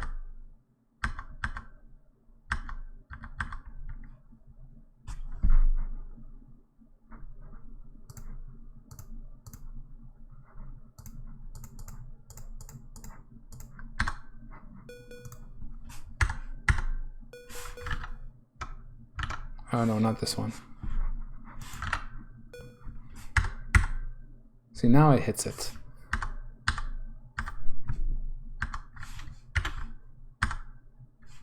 I put one up here. See, now it doesn't hit the other one. Oh, very strange. Very strange. This may have happened with all my changes I made to the state machine. Yeah, very likely. But what I was gonna say was, before I saw that problem,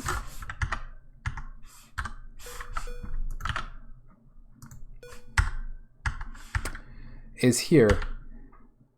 See, if I do step over these, it works as expected, right? But if I try and step into these, I end up all the way into set beam intensity. And what's happening there is, I was here, I did step into, because this doesn't actually map to a source location, I kept executing instructions until I finally found a source location and I went into that one, and we were here.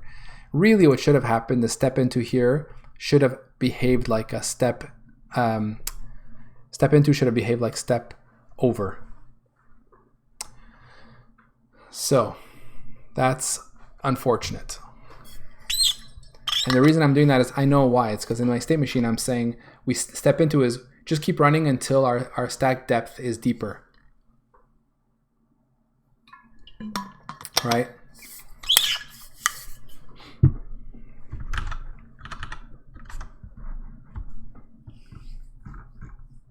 Here.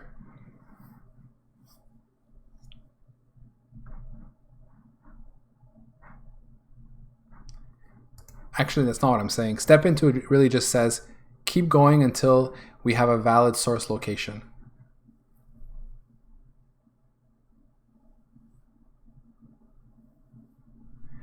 Which actually then makes me wonder, why didn't we stop on this line if that was the case? Why did I end up inside set beam intensity?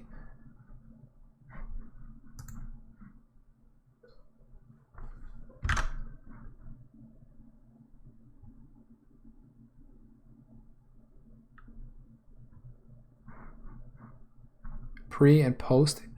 I guess what it is that we get, oh, I guess when we reach here, our pre-location was not valid. That's why. Huh. Huh, fascinating.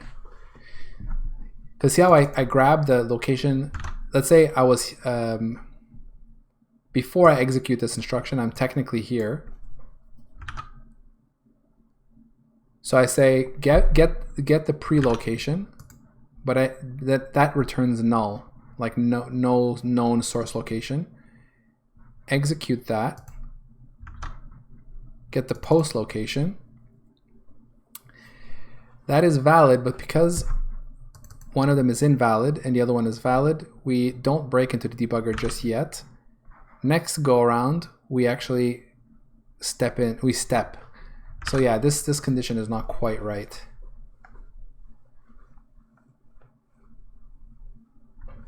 Yeah, basically what has to happen here is if pre-location isn't valid, but post-location is, we just have to break.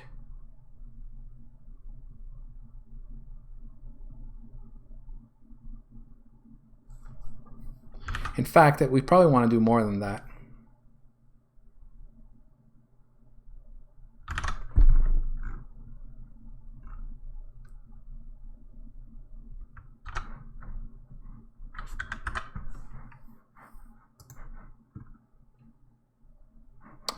So let me just go to the bios.rc RST here and go to line 108.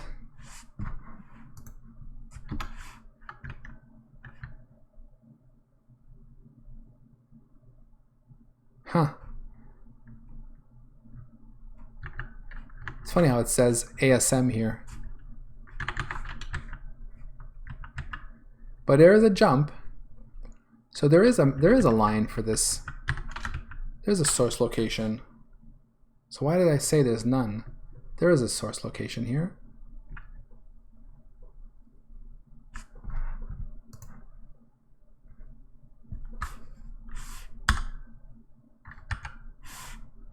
Okay, so let's actually see what's happening. We'll attach.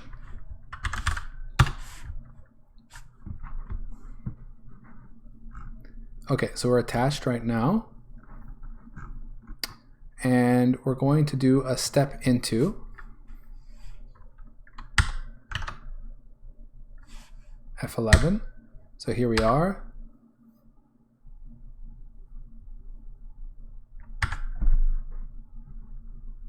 So yeah, prelocation is valid. So 108.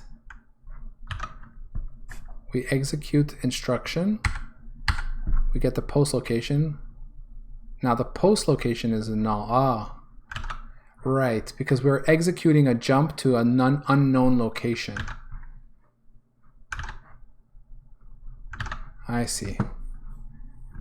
The difference there with step over, with step over is what?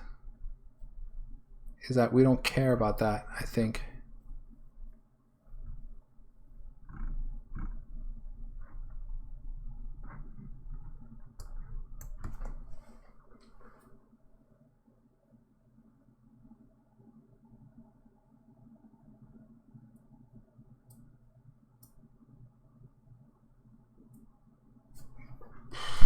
Okay, I think I know what's happening here. Is I need to do the same strategy for step into as I'm doing for step over, which is to say I need to remember the location upon entry of the state. Right now what I'm doing is I'm sort of like sliding a window like this, right, over the instructions, and I'm looking at the previous location and the post location, looking for when there's a change. But the problem is that at one point the pre-location could be null, which is exactly what's going to happen now. We're going to execute this instruction, and then we'll see it here. So here we're not going to break, which is okay. But what's not okay is on the next iteration, our pre-location will be null. The post location will now be null. So that's okay in this case. Both are null. We want to keep going. But at one point, pre will be null and post will be valid.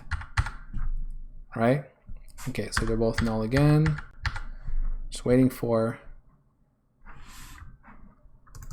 Actually, it's going to take a little while because there's a bunch of instructions that's going to execute.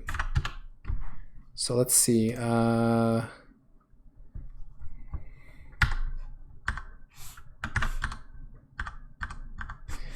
put a conditional that says if either one of them becomes true.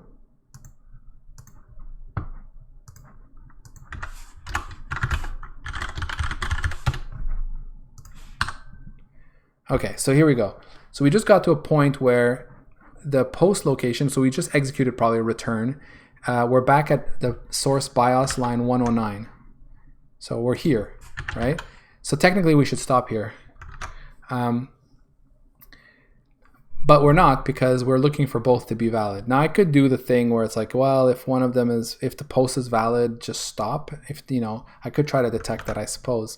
But probably what I really want to say is, when I started, I was here. Remember that source location, and then as soon as we've executed an instruction and our source location has changed, we are at a new location, and that would basically fix it.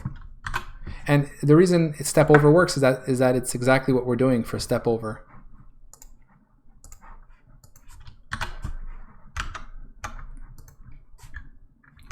And see, so I'm going to do this now, and we're going to notice that a lot of this code is really looking very similar. In fact, yeah.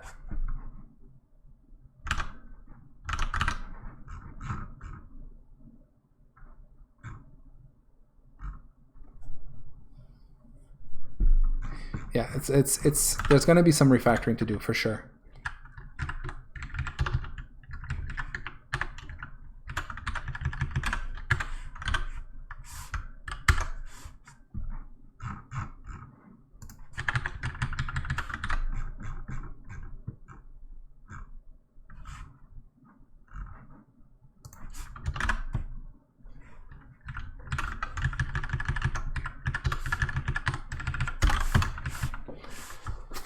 Okay, so step into is this. So we don't need a pre-location. We grab the post. There is still this question about whether or not this is necessarily a valid or not. I'll think about that later. And then what we do is we just check to see if we have a valid post location.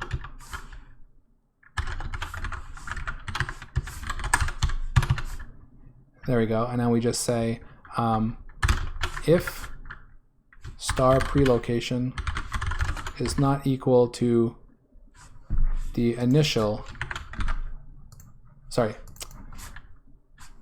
I shouldn't call this post location anymore. I should call this current location.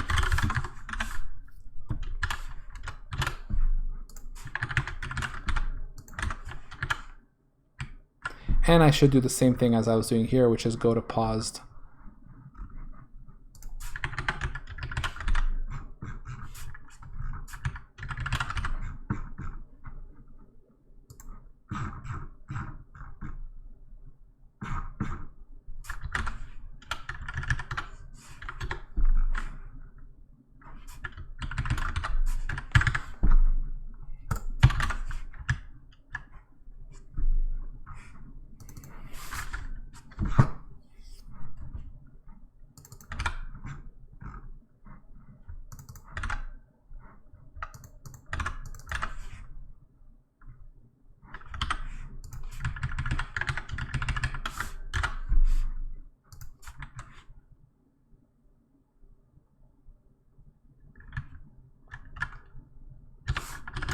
Break as soon as we hit a new source location.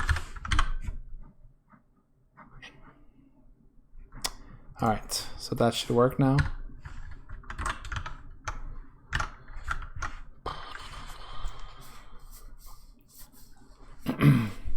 One thing too, Bama, I wanted to say was, I didn't mention it before, but what's interesting about building C++ programs for the Vectrex here is it was a bit of a pain before, or I would say it was a lot of a pain before. If you wanted to set yourself up to be able to do this, you'd have to like download the fork of this GCC and make sure you install all the right tools, and then you have to build it. So you're basically building GCC, which, you know, can take a while, and it's, you know, things go wrong. So what I did is I actually set up a Docker image that's available for anyone who wants to develop it.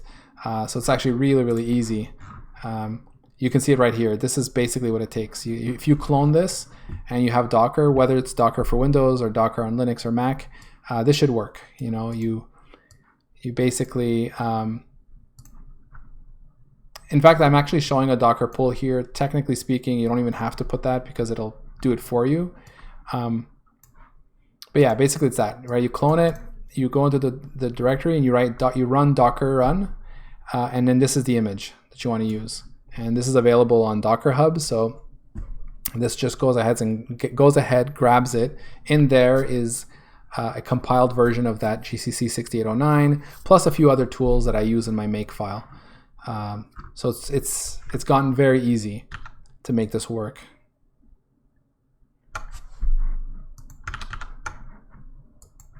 At some point, I'm gonna write like a blog post or something with, like, you know, how to set yourself up to write C++ programs for the Vectrex using Vectrexy and this whole thing, and, you know, being able to debug your code. I'll have a whole bunch of stuff on that.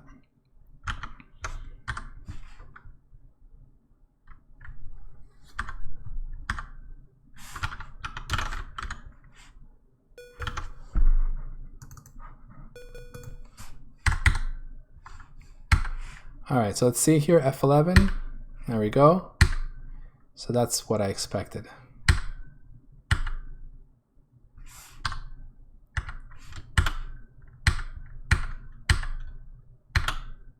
Perfect. So that's working. I still have a weird problem with the F5 not behaving as expected, but that's something I can look at afterwards.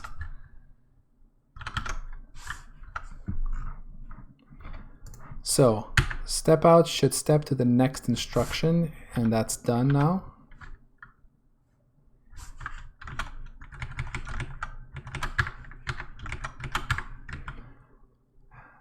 Did I think we saw recursion wasn't working, right? Let me take a look at that. Oh no, it was working, I think. Yeah, it's still working.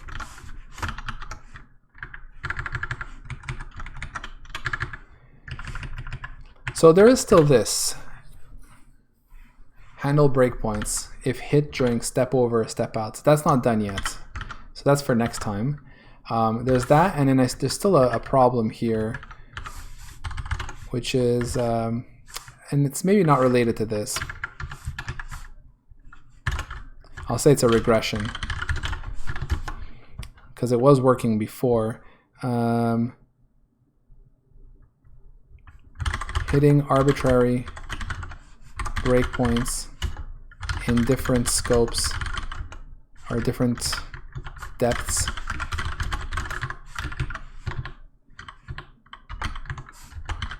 isn't working properly. Have to remove and re-add breakpoints.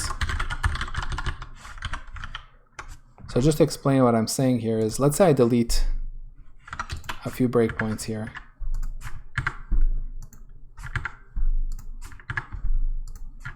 I have one in main and I have one in the BIOS here, right? Actually, it's not a good one in main. Let's go put one. So this is the call wait frame. Let's go back into main and go actually put one on that call. Or let's put one underneath it. So I have, in this while loop, I call wait frame, and then I have a breakpoint in this loop. So this is a loop that should hit over and over again. And inside wait frame, I put a breakpoint on whatever, update audio here. So normally if I hit F5, I should be toggling between those two breakpoints. So here I am hitting this one. But you see, if I keep hitting F5, I just stop here, and I'm not stopping inside BIOS wait frame. And yet, if I go in here, if I disable this breakpoint and re-add it, now it works. But see, now I hit F5 and I stay stuck on this one.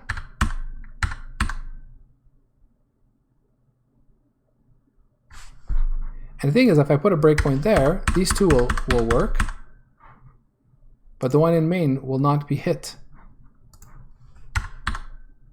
Now I put a breakpoint in here, and now these are working. So I think what's happening is, I have no idea. I think what's happening is I have no idea.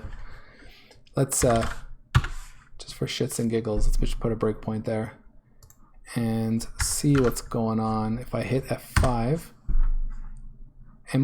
what state am I in right now?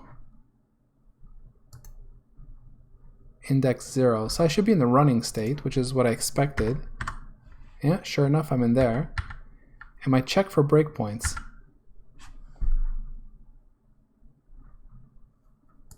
Is there something weird in there?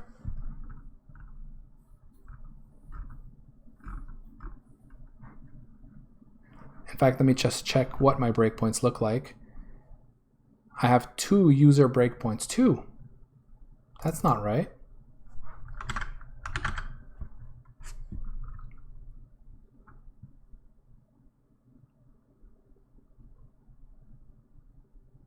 I should have 4, right? There are 4 here.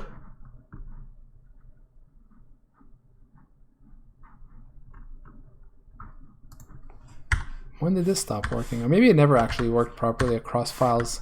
I did do a lot of my debugging within one file, so it is possible that I didn't do this right. So let's see. If I go into the BIOS here and I set a third breakpoint in here, so I should have a total of 5. So I get this callback for the request to add breakpoints. Right, and yeah, okay. I think I just saw it. It's true, I'm going to get multiple calls here, but I'm starting by clearing all breakpoints. I should be clearing the breakpoints for the current file, not all the breakpoints. Yeah.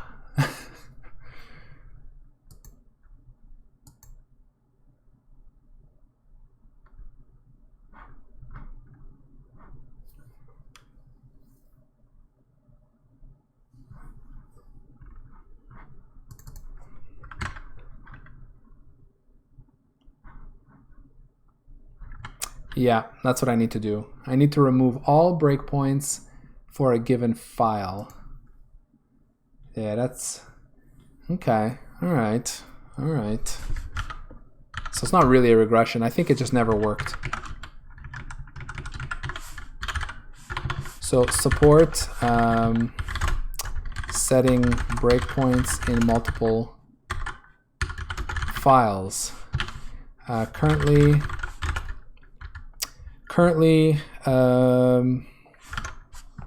what's this called again? Set breakpoint request is called for multiple, is called once per file with all breakpoints for that file. Currently, I am clearing all breakpoints, not just all breakpoints, which means that only the last file that gets processed has breakpoints working. Need to clear all breakpoints for a given file. So if I don't want to modify my breakpoints class to have a notion of file, that would mean that I'd have to, so right now breakpoints has no notion of file, and I sort of kind of like it that way. It only knows about addresses, and so what I need to do is iterate through breakpoints and like grab the address, look in the debug info, and say what file is this in, and if it's in the file that I'm processing, then I need to remove it.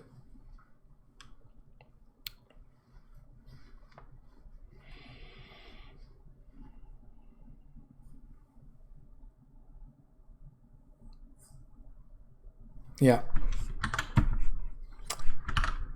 that's what we'll do.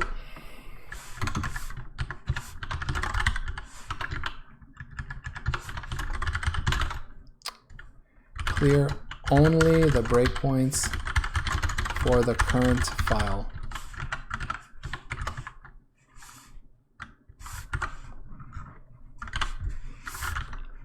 All right, that's something to take care of later. But apart from that, I think that now we do have something that seems to be working. I think like the 3 stepping types here, step over, step into, and step out, I believe are functioning as expected.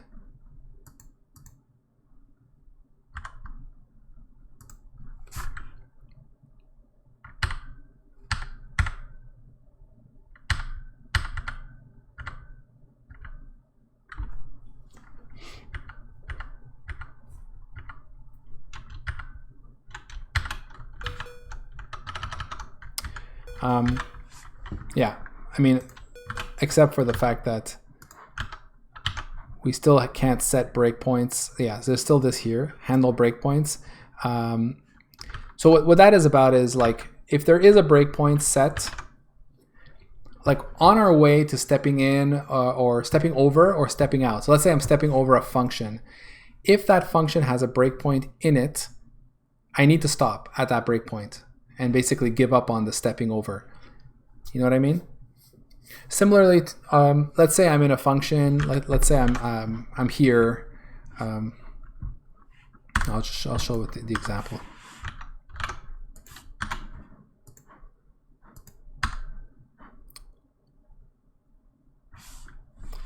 So let's say, I don't know, I'm in here, right? Let's say I put a breakpoint right there. If I step out right now, I should actually break here because I'm on my way to stepping out of this function, but I hit a breakpoint on my way out. But right now, if I step out, I just step out. You see, I skipped the breakpoint. I need to always respect breakpoints. So that's what I'm missing right now, and I think that's going to be part of refactoring this code a bit. Anytime I execute an instruction, I should be checking if I hit a breakpoint, always. So probably this do execute instruction is going to have some kind of notion of did I hit a breakpoint or not, and like we're doing here, this little loop here, we execute and then we check if we hit a breakpoint and we break. I need to do that everywhere.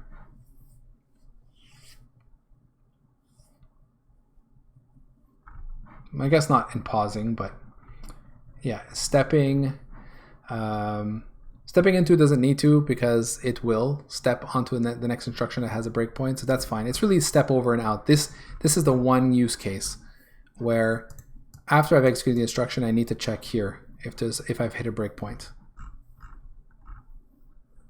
And I suppose same thing for this state here. But this state and this state are very similar. So I think when I start refactoring this code and I see where they are similar, it's going to become more clear what I got to do here. All right, guys. Well, looking at the clock, it's time for me to sign off. So pretty happy with the progress I've made so far. I should be streaming again next week on Tuesday. So yeah, thanks for hanging out, and I'll see you next time.